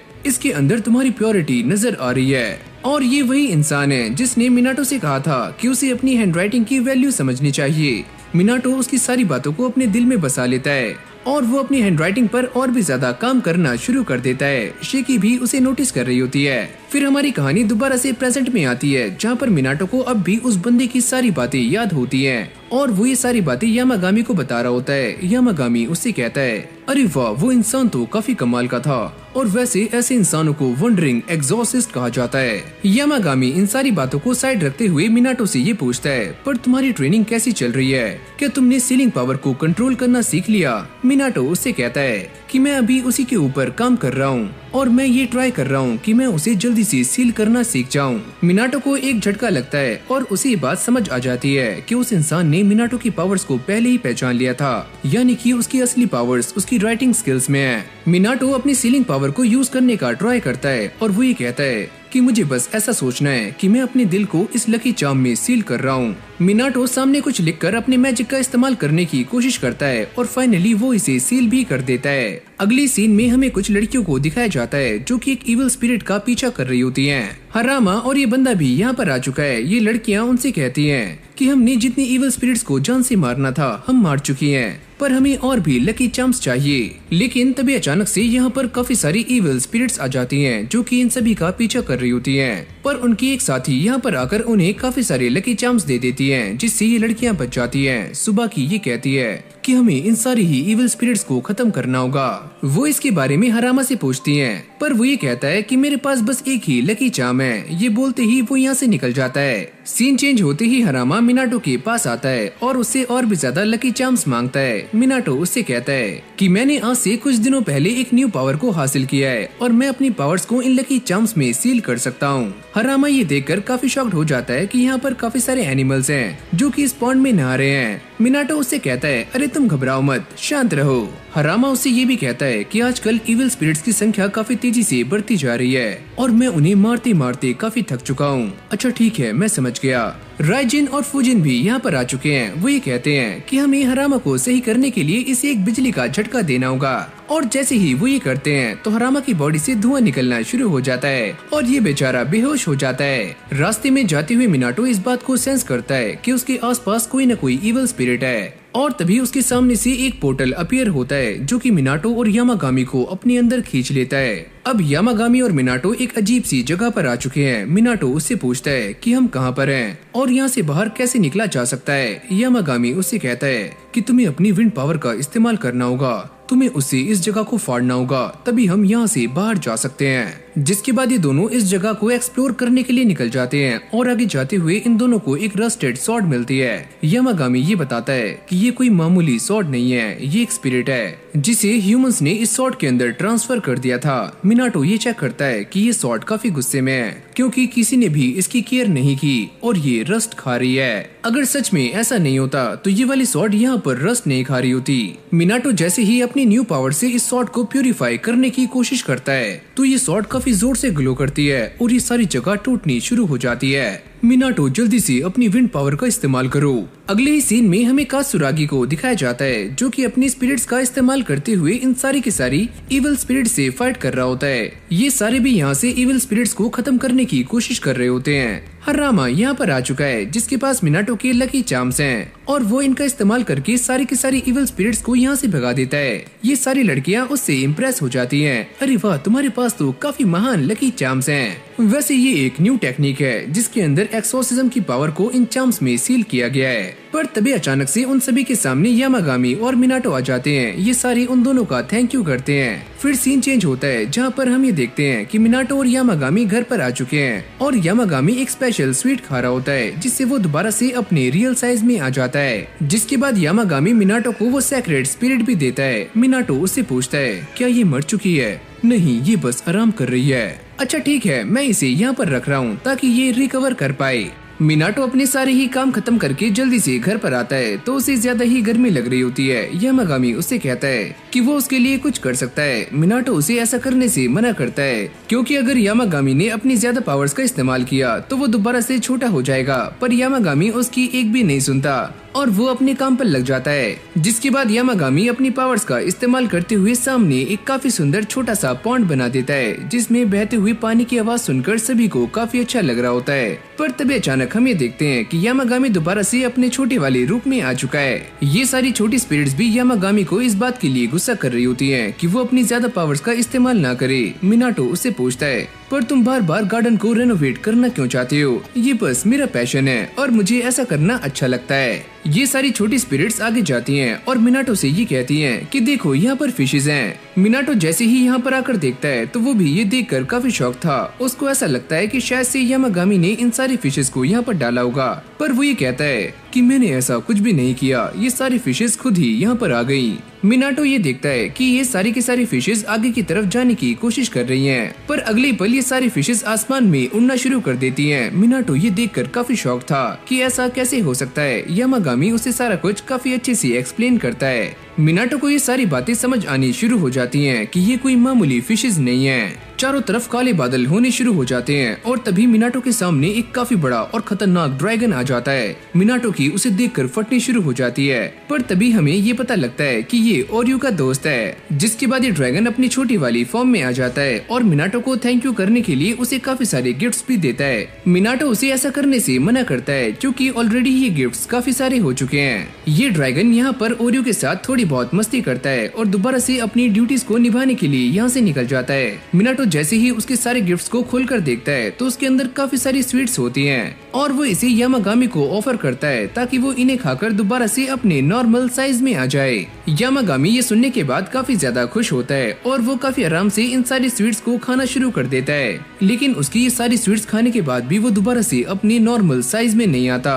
ये सारी की सारी स्पिरिट्स और मिनाटो इस बात को देखकर काफी चिंता में आ जाते हैं कि यामागामी दोबारा से नॉर्मल क्यों नहीं हुआ है। मिनाटो ये डिसाइड करता है कि वो और भी सामान लेने के लिए मार्केट जाएगा, पर जाते हुए वो ये देखता है कि उसे स्मोगी की मालिक का डोमेन दिखता है। वो ये कहता है पर ये डोमेन काफी छोटा है। यामागामी उसे समझाता है कि स्मोगी काफी ज्यादा पावरफुल है और उसे अपनी पावर्स का इस्तेमाल करने के लिए बड़ा डोमेन नहीं चाहिए। अब एक अजीब सा प्रेशर मिनाटो को इसके अंदर खींचने की कोशिश करता है। तभी यामागामी यहाँ पर आ जाता है जो कि मिनाटो को बचा लेता है। मिनाटो ये देखकर काफी शॉक था कि उसके सामने इस माउंटेन की एक डिएटी है जो कि एक 9-tailed फॉक्स है। यामागामी मिनाटो को सारा कुछ काफी अच्छे से बताता है कि इसका नाम है टेनको और ये स्मोगी की मास्टर है, पर साथ में वो ये कहता है कि मुझे ऐसा लगता है कि इसकी मेरे खाने पर नजर है। सीन चेंज होते ही हमें कुछ फेक एग्जॉर्सिस्ट को दिखाया जाता है जो कि एक बूढ़ी अम्मा को ठगने की कोशिश कर रहे होते हैं। वो ये कहती हैं कि मेरी बैक में काफी पेन है। अरे ओए अम्मा, हमें ऐसा लगता है कि तुम्हारे ऊपर किसी बुरी आत्मा का साया है। और वो इसे काफी सारे फेक तिलिस्मान दे देते हैं और उससे काफी सारे पैसे ठग लेते हैं। यामागामी ऑलरेडी ही काफी खाना खा चुका है, लेकिन अब भी वो अपने नॉर्मल साइज में नहीं आया। मिनाटो ये देखता है कि सामने वाला ट्री काफी बड़ा हो चुका है और उसकी काफी ब्रांचेस नीचे गिर चुकी हैं। मिनाटो इसके ऊपर अपनी सीलिंग मैजिक का इस्तेमाल करने का ट्राई करता है और वो इसकी ही प्रैक्टिस कर रहा होता है। यामागामी उसके पास आकर उससे पूछता है कि तुम यहाँ पर क्या कर रहे हो?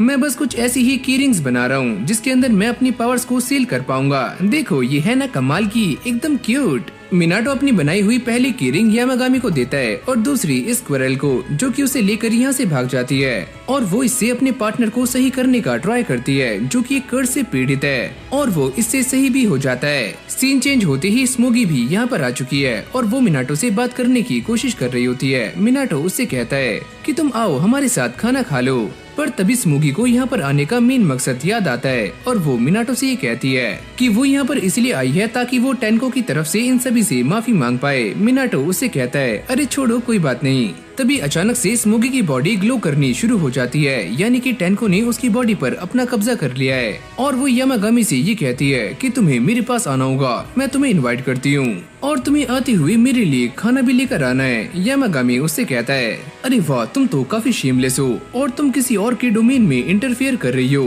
पर मिनाटो ने उसे खुद ही यहाँ पर बुलाया है तो ये कोई इंटरफेरेंस नहीं हुई। जिसके बाद टेनको और यामागामी के बीच में बहस स्टार्ट हो जाती है। टेनको बार बार यामागामी को छेड़ रही होती है जिससे उसे काफी गुस्सा आ जाता है और वो टेनको के ऊपर एक जोरदार अटैक करता है, पर ये उसे काफी आराम से डॉज कर लेती है और वो यामागामी का मजाक बनाते हुए उससे कहती है कि तुम तो सच में काफी कमजोर हो। यामागामी गुस्से में आकर दोबारा से उसके ऊपर अटैक करता है, पर टेनको इस बार भी एफर्टलेसली उसके अटैक को रोक लेती है। अरे वाह, तुम तो काफी कमजोर हो चुकी हो और मैं स्मोगी की बॉडी में रहकर भी तुमसे फाइट कर सकती हूँ, वो भी काफी आराम से।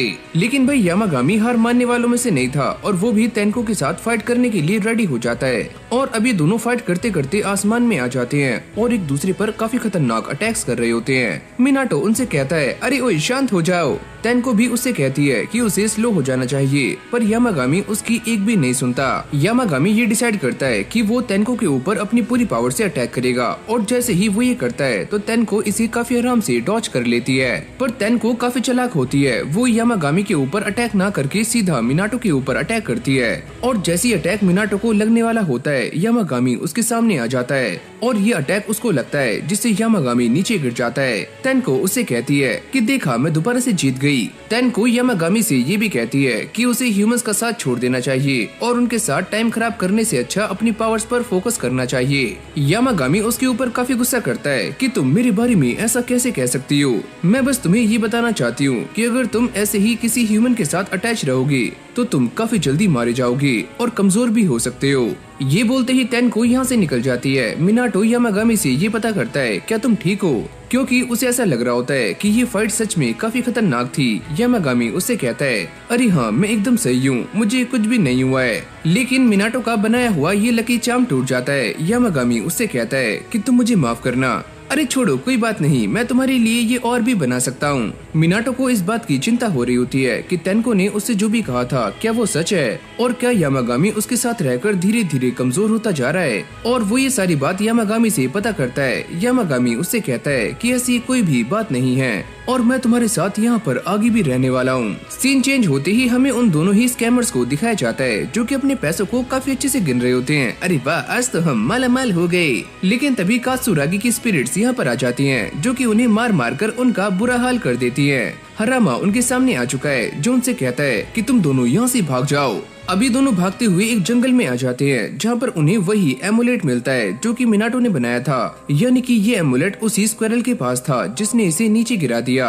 एक बंदा इसे उठाता है और इसके अंदर पावर को सेंस करता है और वो ये समझ जाता है कि इसके अंदर पक्का कोई न कोई इनक्रेडिबल पावर्स हैं। कुछ दिनों के बाद मिनाटो यहाँ पर एक काफी बड़ा बॉक्स लेकर आता है जिसके अंदर काफी सारे ऑरेंजेस हैं जो कि उसकी मॉम ने यहाँ पर भेजे हुए हैं। मिनाटो जैसे ही इसे खोलता है तो ये सारी छोटी स्पिरिट्स उसे देखकर काफी खुश हो जाती है क्योंकि उन्हें दोबारा से खाना मिलने वाला है। मिनाटो ये चेक करता है कि यामागामी इसे देखकर ज्यादा खुश नहीं है, वो तो बस बैठा हुआ आराम से मैगजीन पढ़ रहा है। मिनाटो को ऐसा लगता है कि यामागामी अब भी उस फाइट से काफी नाराज है, जिसके बाद वो ये डिसाइड करता है कि वो उसे लेकर बाहर जाएगा एक वॉक के लिए ताकि उसका दिमाग दोबारा से रिफ्रेश हो जाए। अब ये दोनों चलते हुए बाहर आ जाते हैं। मिनाटो उससे कहता है कि तुम मेरे शोल्डर पर आ सकते हो। यामागामी ऐसा ही करता है। मिनाटो ने उसे कहा था कि अगर उसे पास में कोई भी रेस्टोरेंट दिखता है जो कि उसे अच्छा लगता है तो वो उसे मिनाटो को बता सकता है। ऐसे ही चलते हुए दोनों एक बिल्डिंग के सामने आ जाते हैं। फिर हमें बिल्डिंग के अंदर का सीन दिखाया जाता है जहाँ पर एक बंदा इस बात को लेकर काफी परेशान है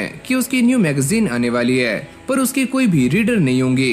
पर हम सारे इस बात को जानते हैं कि यामागामी इसी इंसान की मैगजीन पढ़ता है। लेकिन तभी अचानक हम ये देखते हैं कि इसके पीछे काफी खतरनाक घोस्ट आ जाता है जो कि इसे पोजेस कर रहा होता है। यामागामी यहाँ पर आ चुका है जो कि इस बंदे को बचा लेता है। ये बंदा यामागामी को देखकर काफी शॉक था कि ये वही लेजेंडरी यामागामी है जो कि अब उसके सामने है। मिनाटो भी ये चीज देखकर काफी शॉक था कि ये इंसान यामागामी को देख कैसे सकता है। यामागामी उससे कहता है कि मैंने ही इसे अलाउ किया है कि ये मुझे देख पाए और वो ये कहता है कि आप ही वही बंदे हो जो कि ऐसी मैगजीन लिखते हो। मैं आपकी मैगजीन को काफी ज्यादा ऑब्जर्व करता हूँ और मुझे इन्हें पढ़ने में काफी अच्छा लगता है। इस बंदे की आंखों में आंसू आ जाते हैं और वो अपने सारे के सारे को एम्प्लॉयज को यहाँ पर बुलाता है जिन्हें पहले यामागामी नजर नहीं आता। मिनाटो उनसे कहता है अरे ये देखो नीचे ये एक छोटा सा एनिमल है और वो सारे यामागामी के सामने बैठ जाते हैं। जिसके बाद हमें ये बताया जाता है कि यामागामी ने ही इन सभी की कंपनी को ग्रो करने में इनकी हेल्प की है और ये सारे भी इस बात को काफी अच्छे से जानते हैं और इसलिए ये यामागामी के सामने बैठे हुए हैं। यामागामी उन्हें एक आइडिया देता है जिससे ये सारे काफी खुश हो जाते हैं। मिनाटो और यामागामी इस जगह से बाहर आ चुके हैं। मिनाटो इस बात को जानकर काफी खुश है कि यामागामी बाकी लोगों को जानता है। अब ये दोनों एक रेस्टोरेंट में आ जाते हैं जहाँ पर वेट्रेस इन दोनों के सामने दो अलग अलग मेन्यू रखती है। मिनाटो ये देखकर काफी हैरान था। क्या वो वेट्रेस तुम्हें देख सकती है? अरे नहीं, ऐसा कुछ भी नहीं है। अगले ही पल हम ये देखते हैं कि यामागामी मिनाटो को ये बताता है कि यहाँ पर जितने भी लोग बैठे हुए हैं उन सभी के पास कोई न कोई स्पिरिट्स हैं, यानी कि उन सभी के पास छोटी छोटी अलग अलग स्पिरिट्स होती हैं जो कि उनके साथ खाना खा रही होती हैं। यामागामी उसे कहता है कि तुम जल्दी से खाना ऑर्डर करो, और जैसे ये करी उसके सामने आती है तो यामागामी इसे मस्ती से खाना शुरू कर देता है। मिनाटो उसे देखकर काफी खुश था कि फाइनली उसे ये फूड काफी अच्छा लग रहा है। पास में हम एक बंदे को देखते हैं जिसके पास एक मूविंग सीजर होती है। मिनाटो ये देखकर थोड़ा परेशान था कि ये सीजर मूव कैसे कर सकती है। यामागामी उससे कहता है कि अगर हम किसी चीज को काफी लंबे टाइम तक अपने पास रखते हैं तो उसके अंदर एक सोल आ जाती है। तुम्हारे घर में भी काफी सारी चीजें ऐसी हैं जिनके अंदर सोल हैं, पर मिनाटो इसके बारे में कुछ भी नहीं जानता। इस रेस्टोरेंट के अंदर एक ऐसी बेल भी है जिसके अंदर सोल है। यामागामी ये बताता है कि ये वाली बेल तभी रिंग करती है जब कोई सोल इस रेस्टोरेंट में एंटर करती है। फिर हमें उन दोनों छपरियों को दिखाया जाता है जो कि अब मिनाटो के घर के पास पहुंच चुके हैं। यामागामी उससे कहता है कि तुम्हें इनके ऊपर नजर रखनी होगी, ये दोनों स्कैमर्स भी हो सकते हैं। ये दोनों ही यहाँ पर इसलिए आए होते हैं ताकि वो मिनाटो से काफी सस्ते में लकी चार्म्स को बाय कर पाएं, ताकि उन दोनों की सेल 100 गुना बढ़ जाए। ये दोनों बाहर खड़े हुए काफी लंबे टाइम से वेट कर रहे होते हैं। ये डोर बेल को भी बजाने की कोशिश करते हैं, पर मिनाटो घर पर नहीं है तो कोई भी अंदर से बाहर नहीं आता। जिसके बाद ये दोनों डिसाइड करते हैं कि वो इस गेट को तोड़ने वाले हैं और चुपके से अंदर घुस जाएंगे। तो लो भाई, ये दोनों इस घर के अंदर आ चुके हैं और वो ये देखकर काफी सरप्राइज थे कि यहाँ का जो मालिक है वो काफी ज्यादा केयरलेस है। और अब ये दोनों एक कॉरिडोर के अंदर आ चुके हैं जहाँ पर सामने एक दरवाजा है। लेकिन जैसे ये इस दरवाजे को खोलते हैं तो उनके सामने बिल्कुल ऐसा ही एक रूम होता है और ये ऐसे ही आगे बढ़ते जा रहे होते हैं। लेकिन तभी इन्हें इस बात की रियलाइजेशन होती है कि ये दोनों ही एक लूप में फंस चुके हैं। इन दोनों की ये देखकर काफी ज्यादा फट जाती है कि एक ब्लैक कलर की फॉग इन दोनों का पीछा कर रही है। ये दोनों उससे बचकर भागने की कोशिश करते हैं, पर ये दोनों पकड़े जाते हैं। अगले सीन में हम ये देखते हैं कि ये दोनों इस घर के बाहर हैं और इन दोनों को ऐसा लगता है कि ये दोनों ही एक काफी बुरा सपना देख रहे थे। मिनाटो और यामागामी अपनी इस वॉक से काफी ज्यादा खुश हैं और मिनाटो इस बात को लेकर भी खुश हो रहा होता है कि यामागामी को आज का खाना काफी अच्छा लगा। लेकिन वो इस बात को लेकर परेशान भी है कि यामागामी अभी तक अपने नॉर्मल साइज में क्यों नहीं आया है। ऐसे ही ये दोनों आगे जा रहे होते हैं जहाँ पर यामागामी अपनी टेल को मिनाटो के शोल्डर पर रब कर रहा होता है और ये एक साइन है कि यामागामी को ये ट्रिप काफी अच्छी लगी। आगे जाते हुए वो ये देखते हैं कि उनके सामने एक बूढ़ी अम्मा है जो कि एक श्राइन पर प्रेयर कर रही है और वहाँ पर काफी सारे फ्लावर्स को ऑफर कर रही हैं। मिनाटो जैसे ही उनके पास जाता है तो वो ये देखकर काफी खुश हो जाती है कि शायद से मिनाटो भी इसी श्राइन में आया है। तभी उसकी लड़की पीछे से भागती हुई आती है और वो ये कहती है कि मॉम चलो घर चलो। मिनाटो ये पूछता है पर ये श्राइन कौन से गॉड से बिलोंग करती है। वैसे जहाँ तक मैं जानती हूँ कि ये वाली श्राइन एक माउंटेन डिएटी से रिलेटेड है और मेरी मॉम यहाँ पर आती हैं ताकि वो प्रेयर कर पाएं। मिनाटो ये सुनकर काफी ज्यादा सरप्राइज हो जाता है कि यहाँ पर अब भी कुछ लोग ऐसे हैं जो कि इस माउंटेन डिएटी यानी कि यामागामी के सामने प्रे करते हैं और उससे कुछ मांगते हैं। और तभी अचानक हम ये देखते हैं कि यामागामी काफी ज्यादा ग्लो कर रहा होता है और वो अपनी रियल फॉर्म में दोबारा से आ चुका है। पर सच में ये ग्लो काफी ज्यादा है तो इसलिए वो अपने ग्लो को थोड़ा सा कम करता है। मिनाटो को ऐसा लगता है कि वो अपनी लास्ट फाइट से काफी निराश था, पर यामागामी उसे समझाता है कि मैंने लास्ट टाइम जरूरत से ज्यादा अपनी पावर्स का इस्तेमाल कर लिया था और कोई भी बात नहीं है। जब ये दोनों दोबारा से घर जा रहे होते हैं तो मिनाटो ये सोचता है कि अब भी काफी सारे लोग ऐसे हैं जो कि यामागामी को पसंद करते हैं और उसे प्यार भी करते हैं और इसलिए यामागामी दोबारा से काफी जल्दी अपने नॉर्मल साइज में आ पाया है। हेडक्वार्टर में हम इस पेंगुइन वाली स्पिरिट को देखते हैं जो कि कात्सुरागी को ये बताती है कि मैंने ये सुना है कि वो दोनों ही स्कैमर्स मिनाटो के घर में जाने की कोशिश कर रहे थे, पर किसी तरह से वो दोनों वहाँ से भाग गए। ये दोनों ही नल्ले एक जंगल में रेस्ट कर रहे होते हैं। लगता है भाई हमें दोबारा से वापस चले जाना चाहिए। अरे ऐसे कैसे, अभी तो हमें इस पूरे गांव को स्कैम करना है। लेकिन तभी उनके सामने एक पोर्टल ओपन हो जाता है जिसको देखकर इन दोनों की काफी ज्यादा फट जाती है। अब कुछ टाइम के बाद दोबारा से हरामा मिनाटो के पास आता है ताकि वो उससे कुछ न्यू तिलिस्मान ले पाए, लेकिन वो घर के अंदर आते ही कुछ अजीब सा प्रेशर सेंस करता है। मिनाटो उसके पास आता है और वो उससे पूछता है कि तुम्हें क्या हुआ, लेकिन तभी वो ये देखता है कि यहाँ पर काफी सारी स्पिरिट्स उसे परेशान कर रही हैं। अब जैसे तैसे ये बंदा अंदर आ जाता है। हरामा मिनाटो को ये बताता है कि तुम्हारे तिलिस्मान सही तरीके से काम कर रहे हैं और उससे सारी की सारी इविल स्पिरिट्स भी काफी दूर भाग रही हैं। पर सच कहूँ तो टाउन में इविल स्पिरिट काफी तेजी से बढ़ती जा रही हैं और हम तुम्हारे तिलिस्मान को यहाँ वहाँ चिपका रहे हैं ताकि वो सारी इविल स्पिरिट्स दूर रहें। लेकिन भाई हरामा मिनाटो के काम से काफी खुश होता है और वो उसके लिए काफी सारे गिफ्ट्स लेकर यहाँ पर आता है। मिनाटो ये देखता है कि सच में ये गिफ्ट्स काफी सारे हैं और वो इन्हें हैंडल नहीं कर सकता। हरामा ये बताता है कि इसमें जो ज्यादा गिफ्ट्स हैं वो मेरे कजन्स ने दिए हैं जो कि तुम्हें थैंक यू करना चाहते थे। पर जाने से पहले हरामा मिनाटो को ये बताता है कि तुम्हारे घर में 2 लोग घुसे थे और वो दोबारा से यहाँ पर आ सकते हैं, तो उनके लिए चौकन्ने रहना। मिनाटो को हरामा की बातों से काफी अजीब लगता है, जिसके बाद वो यामागामी के पास आ जाता है। यामागामी उसे बताता है कि आसपास काफी सारी इविल स्पिरिट्स देखी जा रही हैं जो पता नहीं कहां से आ रही हैं। पर तभी अचानक हम ये देखते हैं कि उसके पॉन्ड के आसपास से काफी गोल्डन लाइट बाहर निकलती है और तभी एक बंदा सामने आता है जिसके पास 8 स्नेक्स होते हैं जो कि इसकी बॉडी से कनेक्टेड हैं और इसका नाम है सुसानो।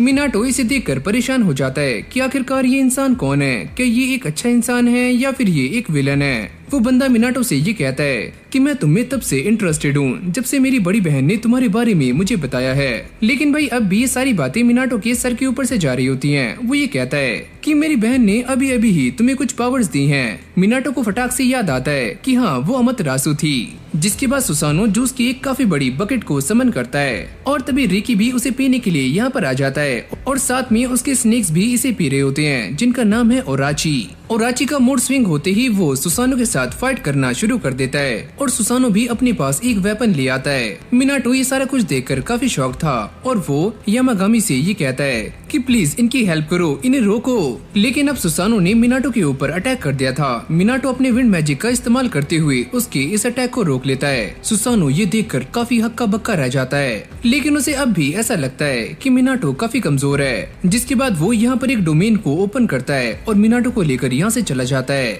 यामागामी फाइनली चार्ज हो चुका है और वो ओराची के साथ इस डोमेन में घुस जाता है। सुसानो मिनाटो के साथ में काफी अजीब सा बिहेव कर रहा होता है और वो उसे फाइट के लिए चैलेंज कर देता है।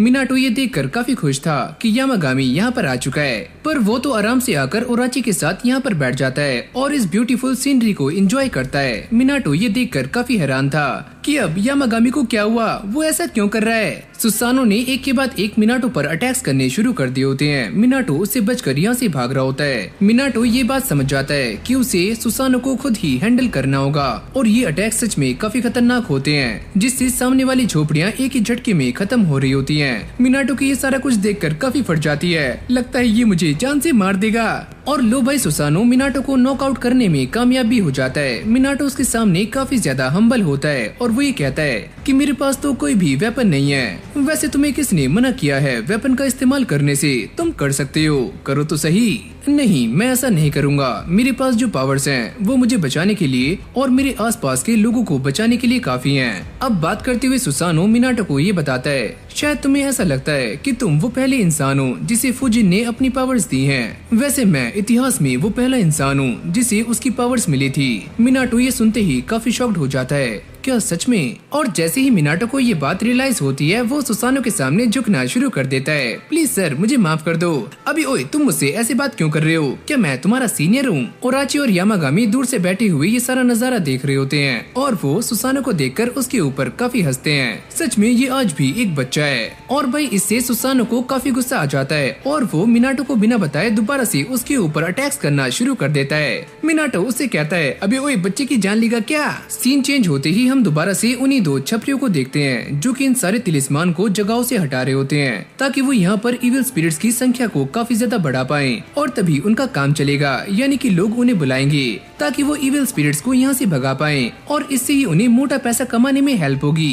कात्सुरागी यहाँ पर आ चुका है और वो ये देखता है कि यहाँ पर कुछ इविल स्पिरिट्स हैं और वो अपनी स्पिरिट्स का इस्तेमाल करते हुए इन सभी को जान से मार देता है। ये दोनों जैसे ही उसे देखते हैं तो वो यहाँ से कल्टी मार लेते हैं। भाग जा भाई, हो जा 9-2-11। पर अब भी इन दोनों को ये बात समझ नहीं आती कि इस सिटी के अंदर इविल स्पिरिट्स बढ़ती कैसे जा रही हैं, जबकि वो सारे मिनाटो के मैजिकल तिलिस्मान का इस्तेमाल भी कर रहे हैं। एक लड़की भागती हुई यहाँ पर आती है और वो इन दोनों से कहती है कि शायद से हमें वो मिल चुका है जिससे ये सारी इविल स्पिरिट्स यहाँ पर आ रही हैं। इस तरफ सुसानो ने मिनाटो की बैंड बजानी शुरू कर दी है और जैसे वो इसके ऊपर अटैक करने के लिए आगे आता है तो मिनाटो अपने मैजिक का इस्तेमाल करके उसे पीछे कर देता है। अरे वाह, अब भी तुम्हारा अटैक काफी कमजोर है क्योंकि तुम वीक हो। अब जैसे सुसानो दोबारा से मिनाटो पर अटैक करने के लिए आगे आता है तो मिनाटो भी सही मौके का इंतजार कर रहा था और वो सुसानो के ऊपर एक जोरदार अटैक करता है जिससे वो पीछे हट जाता है। सुसानो संभलते हुए मिनाटो से कहता है, अरे वाह, ये वाला अटैक काफी कमाल का था। और अब सुसानो उससे ये कहता है कि फाइनली तुम्हारी ट्रेनिंग पूरी हो चुकी है क्योंकि तुमने एक न्यू टेक्निक को सीख लिया है। मिनाटो ये सारा कुछ देखकर काफी हैरान था, क्या सच में ये मेरी ट्रेनिंग चल रही थी? लेकिन वो साथ में ये भी कहता है कि अगर तुम्हें फुजिन के लेवल तक जाना है तो तुम्हें काफी कड़ी प्रैक्टिस करनी होगी। यामागामी ये सारा कुछ देखकर काफी स्माइल करता है जैसे कि वो ये सारा कुछ पहले से ही जानता हो। घर आने के बाद ये सारे बैठकर आराम से खाना खा रहे होते हैं, लेकिन भाई सुसानो भुक्कड़ों की तरह खाना पेल रहा होता है और वो मिनाटो से ये कहता है कि मैंने तुम्हारा इतना सारा खाना खा लिया पर मुझे कुछ खास नहीं लगा। और इस बार सुसानो बात करते हुए काफी जोर जोर से चिल्ला रहा होता है जिससे आसपास की सारी स्पिरिट्स डिस्टर्ब हो जाती हैं। वैसे इतनी सारी हाई कैलोरीज का खाना खाते हुए भी मिनाटो तू काफी पतला है, ऐसा क्यों?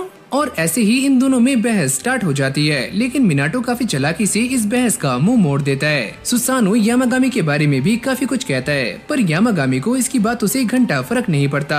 अब वो मिनाटो से ये पूछता है, हमारी ये वाली ट्रेनिंग तो पूरी हो चुकी है तो आगे हमें क्या करना है, जल्दी बताओ। और लो भाई, तभी अचानक से अमातेरासु की भी यहाँ पर एंट्री हो जाती है जो कि सुसानो के ऊपर काफी गुस्सा करती है। हाँ भाई नल्ले, तुझे कुछ और काम नहीं है क्या? चल यहाँ से निकल, चल मेरे साथ। ये सारे भी सुसानो के यहाँ से जाने से काफी खुश होते हैं और अमातेरासु उसे लेकर यहाँ से निकल जाती है। इस तरफ हरामा और कात्सुरागी उस जगह पर पहुँच चुके हैं जहाँ से ये सारी की सारी इविल स्पिरिट्स बाहर निकल रही हैं। वो ये नोटिस करते हैं कि आसमान में एक पोर्टल है और इसी के आसपास ये सारी की सारी इविल स्पिरिट्स घूम रही हैं। यामागामी को इस बात का एहसास हो चुका है कि पक्का कोई न कोई गड़बड़ होने वाली है और तभी हमें एक और बंदे को दिखाया जाता है जो कि इस पूरी सिचुएशन पर अपनी नजरें बनाए हुए है। फिर हमें कुछ टाइम बाद का सीन दिखाया जाता है जहाँ पर मिनाटो यामागामी के साथ टाउन में एक फेस्टिवल के लिए आया होता है और ये सारी स्पिरिट्स आसपास काफी सारी स्टॉल्स को देख रही होती है। तभी अचानक यहाँ पर एक बंदा आता है जिसका नाम है इचिगो।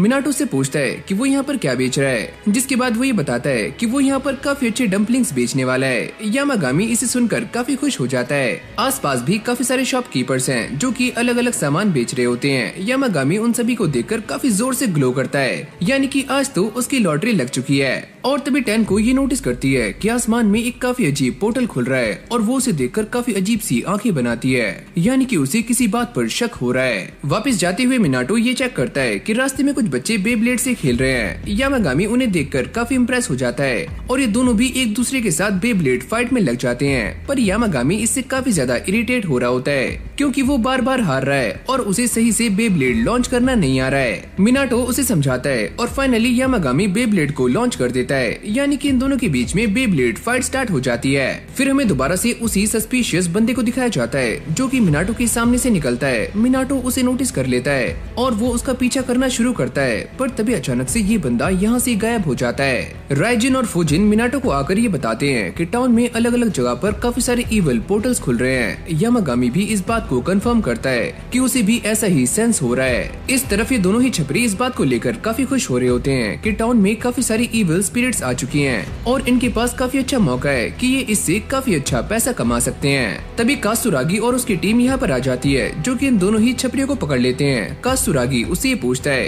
कि तुम मुझे ये बताओ कि तुम इन पोर्टल्स के बारे में क्या जानते हो। अरे मुझे तो इसके बारे में कुछ भी नहीं पता, मैंने भी इन्हें अभी अभी ही देखा है पर मैंने इन्हें बनाया नहीं है। साथ में ये बंदा इस बात को भी रिवील करता है कि उसने ही मिनाटो के सारे लकी चार्म्स को टाउन से हटाया है। और तभी अचानक हम ये देखते हैं कि टाउन में दोबारा से एक काफी खतरनाक पोर्टल उभरना शुरू हो जाता है। हरामा को कुछ अजीब सी आवाज सुनाई देती है और वो भागते हुए इसे चेक करने के लिए आगे जाता है कि आखिरकार माजरा क्या है और ये आवाज कहाँ से आ रही है। अब ये सारे इस बात को चेक करते हैं कि सच में ये डोमेन काफी बड़ा है और इसके अंदर से काफी सारी इविल स्पिरिट्स बाहर निकल कर आ रही हैं। मिनाटो और बाकी सभी ये सारा कुछ देखकर काफी हैरान थे।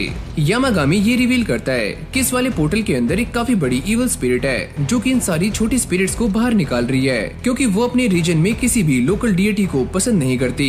जिसके बाद यामागामी सामने आता है और उसकी बॉडी काफी ग्लो करनी शुरू हो जाती है जिससे ये पोर्टल एकदम ही बंद हो जाता है। लेकिन वो साथ में सभी को इस बात के लिए वार्न करता है कि अब भी यहाँ पर काफी सारी छोटी छोटी इविल स्पिरिट हैं। पर तभी अचानक कुछ इविल स्पिरिट्स मिनाटो पर अटैक कर देती हैं, लेकिन ये छोटी स्पिरिट मिनाटो को बचा लेती हैं, पर वो इससे काफी इंजर्ड हो चुकी हैं। लेकिन ये इविल स्पिरिट्स अब भी रुकने का नाम नहीं लेती।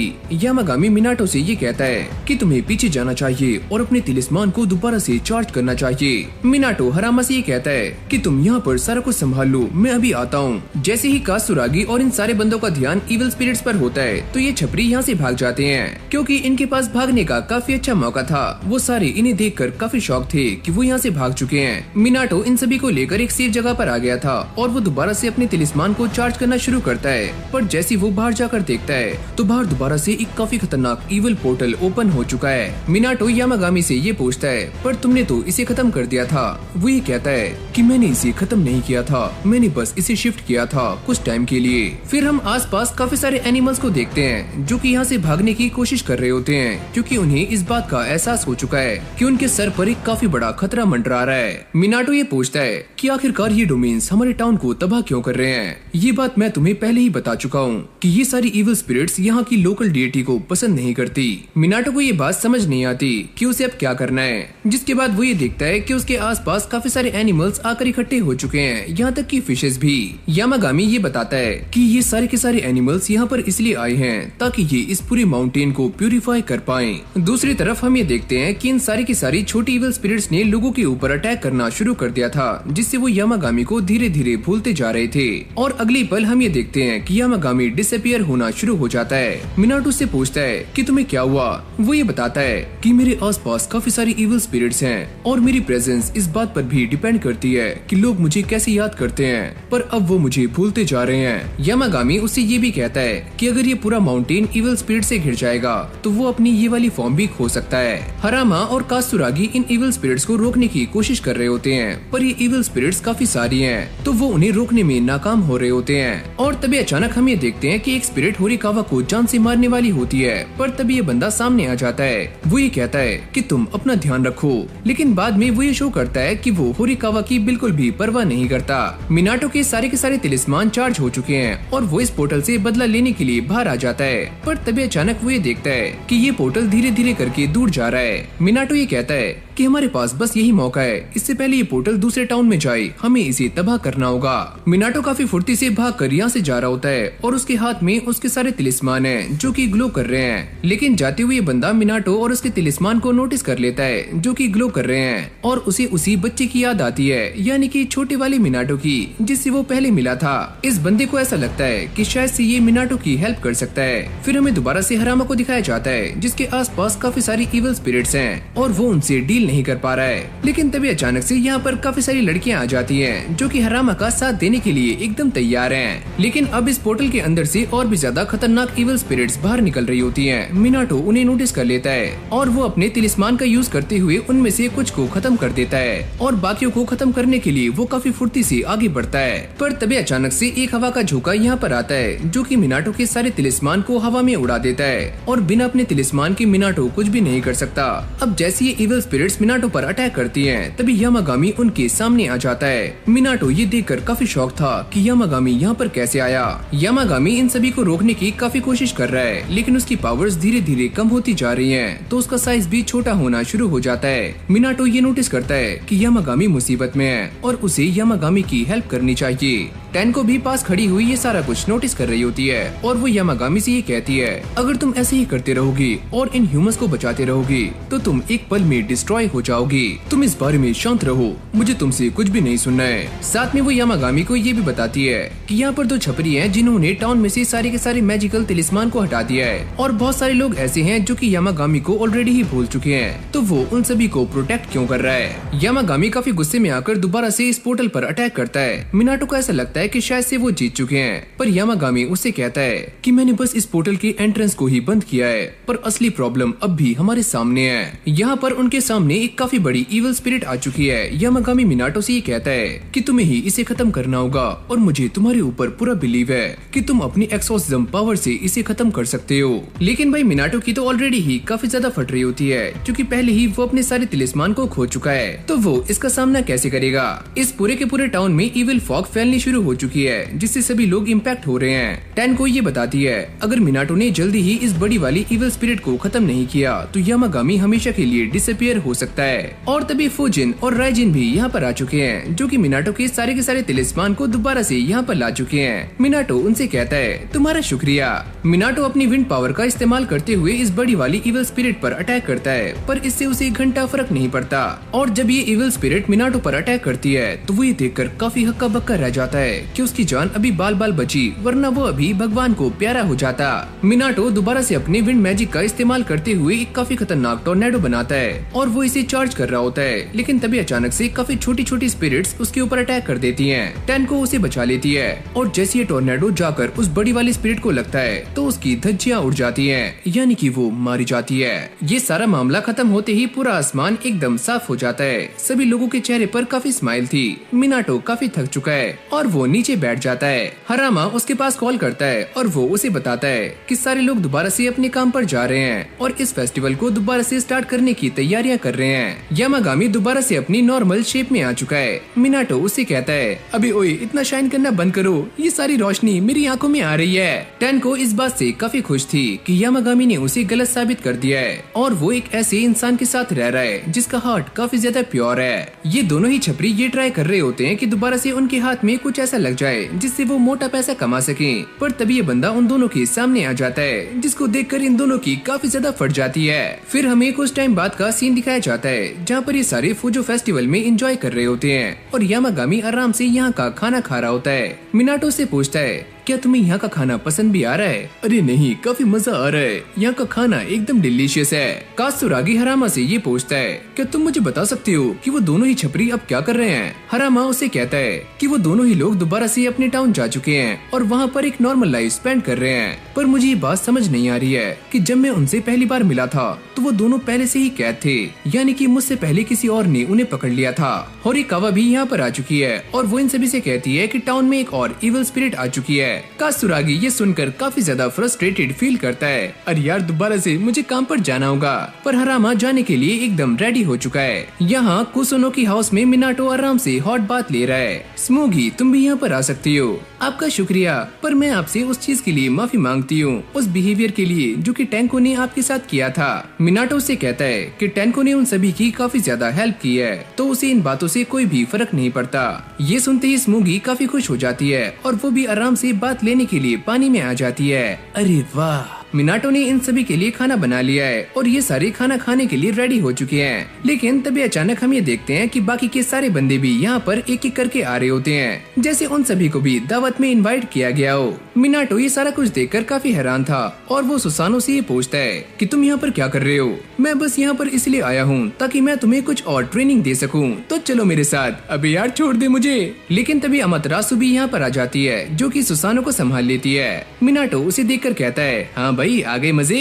इन सभी को एक साथ देखकर मिनाटो को ऐसा लगता है कि सच में ये लाइफ काफी ज्यादा पीसफुल है। और तभी उसे उसकी मॉम का कॉल आता है, जो कि उसे ये बता रही होती हैं कि उनका बिजनेस काफी अच्छे से चल रहा है और उन्होंने मिनाटो के लिए काफी सारे गिफ्ट्स भी भेजे हैं। मिनाटो को दोबारा से अपना बचपन याद आता है। उसकी मॉम उससे कहती है कि यहाँ पर सारा कुछ काफी अच्छे से चल रहा है, तो तुम दोबारा से घर आ सकते हो। लेकिन मिनाटो इस चीज के लिए मना कर देता है, क्योंकि अब उसके पास काफी सारे दोस्त हैं जहाँ पर वो अपना टाइम काफी अच्छे से स्पेंड कर सकता है। अच्छा सुनो मिनाटो, मैंने तुम्हारे लिए काफी सारे गिफ्ट्स भेजे हैं, तो उन्हें चेक कर लेना।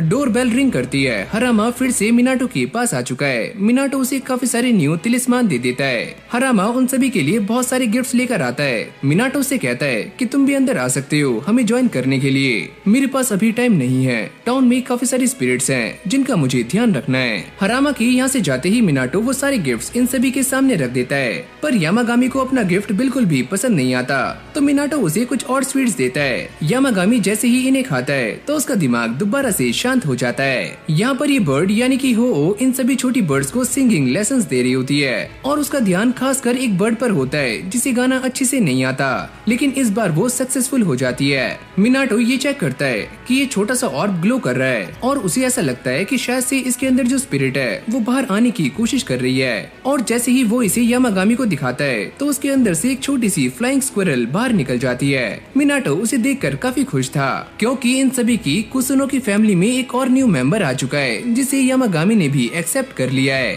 यानी कि इनकी फैमिली पहले के मुकाबले थोड़ी सी और बड़ी हो चुकी है। और लो भाई, इसी के साथ हमारी ये एनिमे यहीं पर एंड हो जाती है, यानी कि इसका सीजन 1 एंड हो चुका है। अगर आपको ये वाली वीडियो अच्छी लगी हो तो वीडियो को लाइक करके चैनल को सब्सक्राइब करना मत भूलना।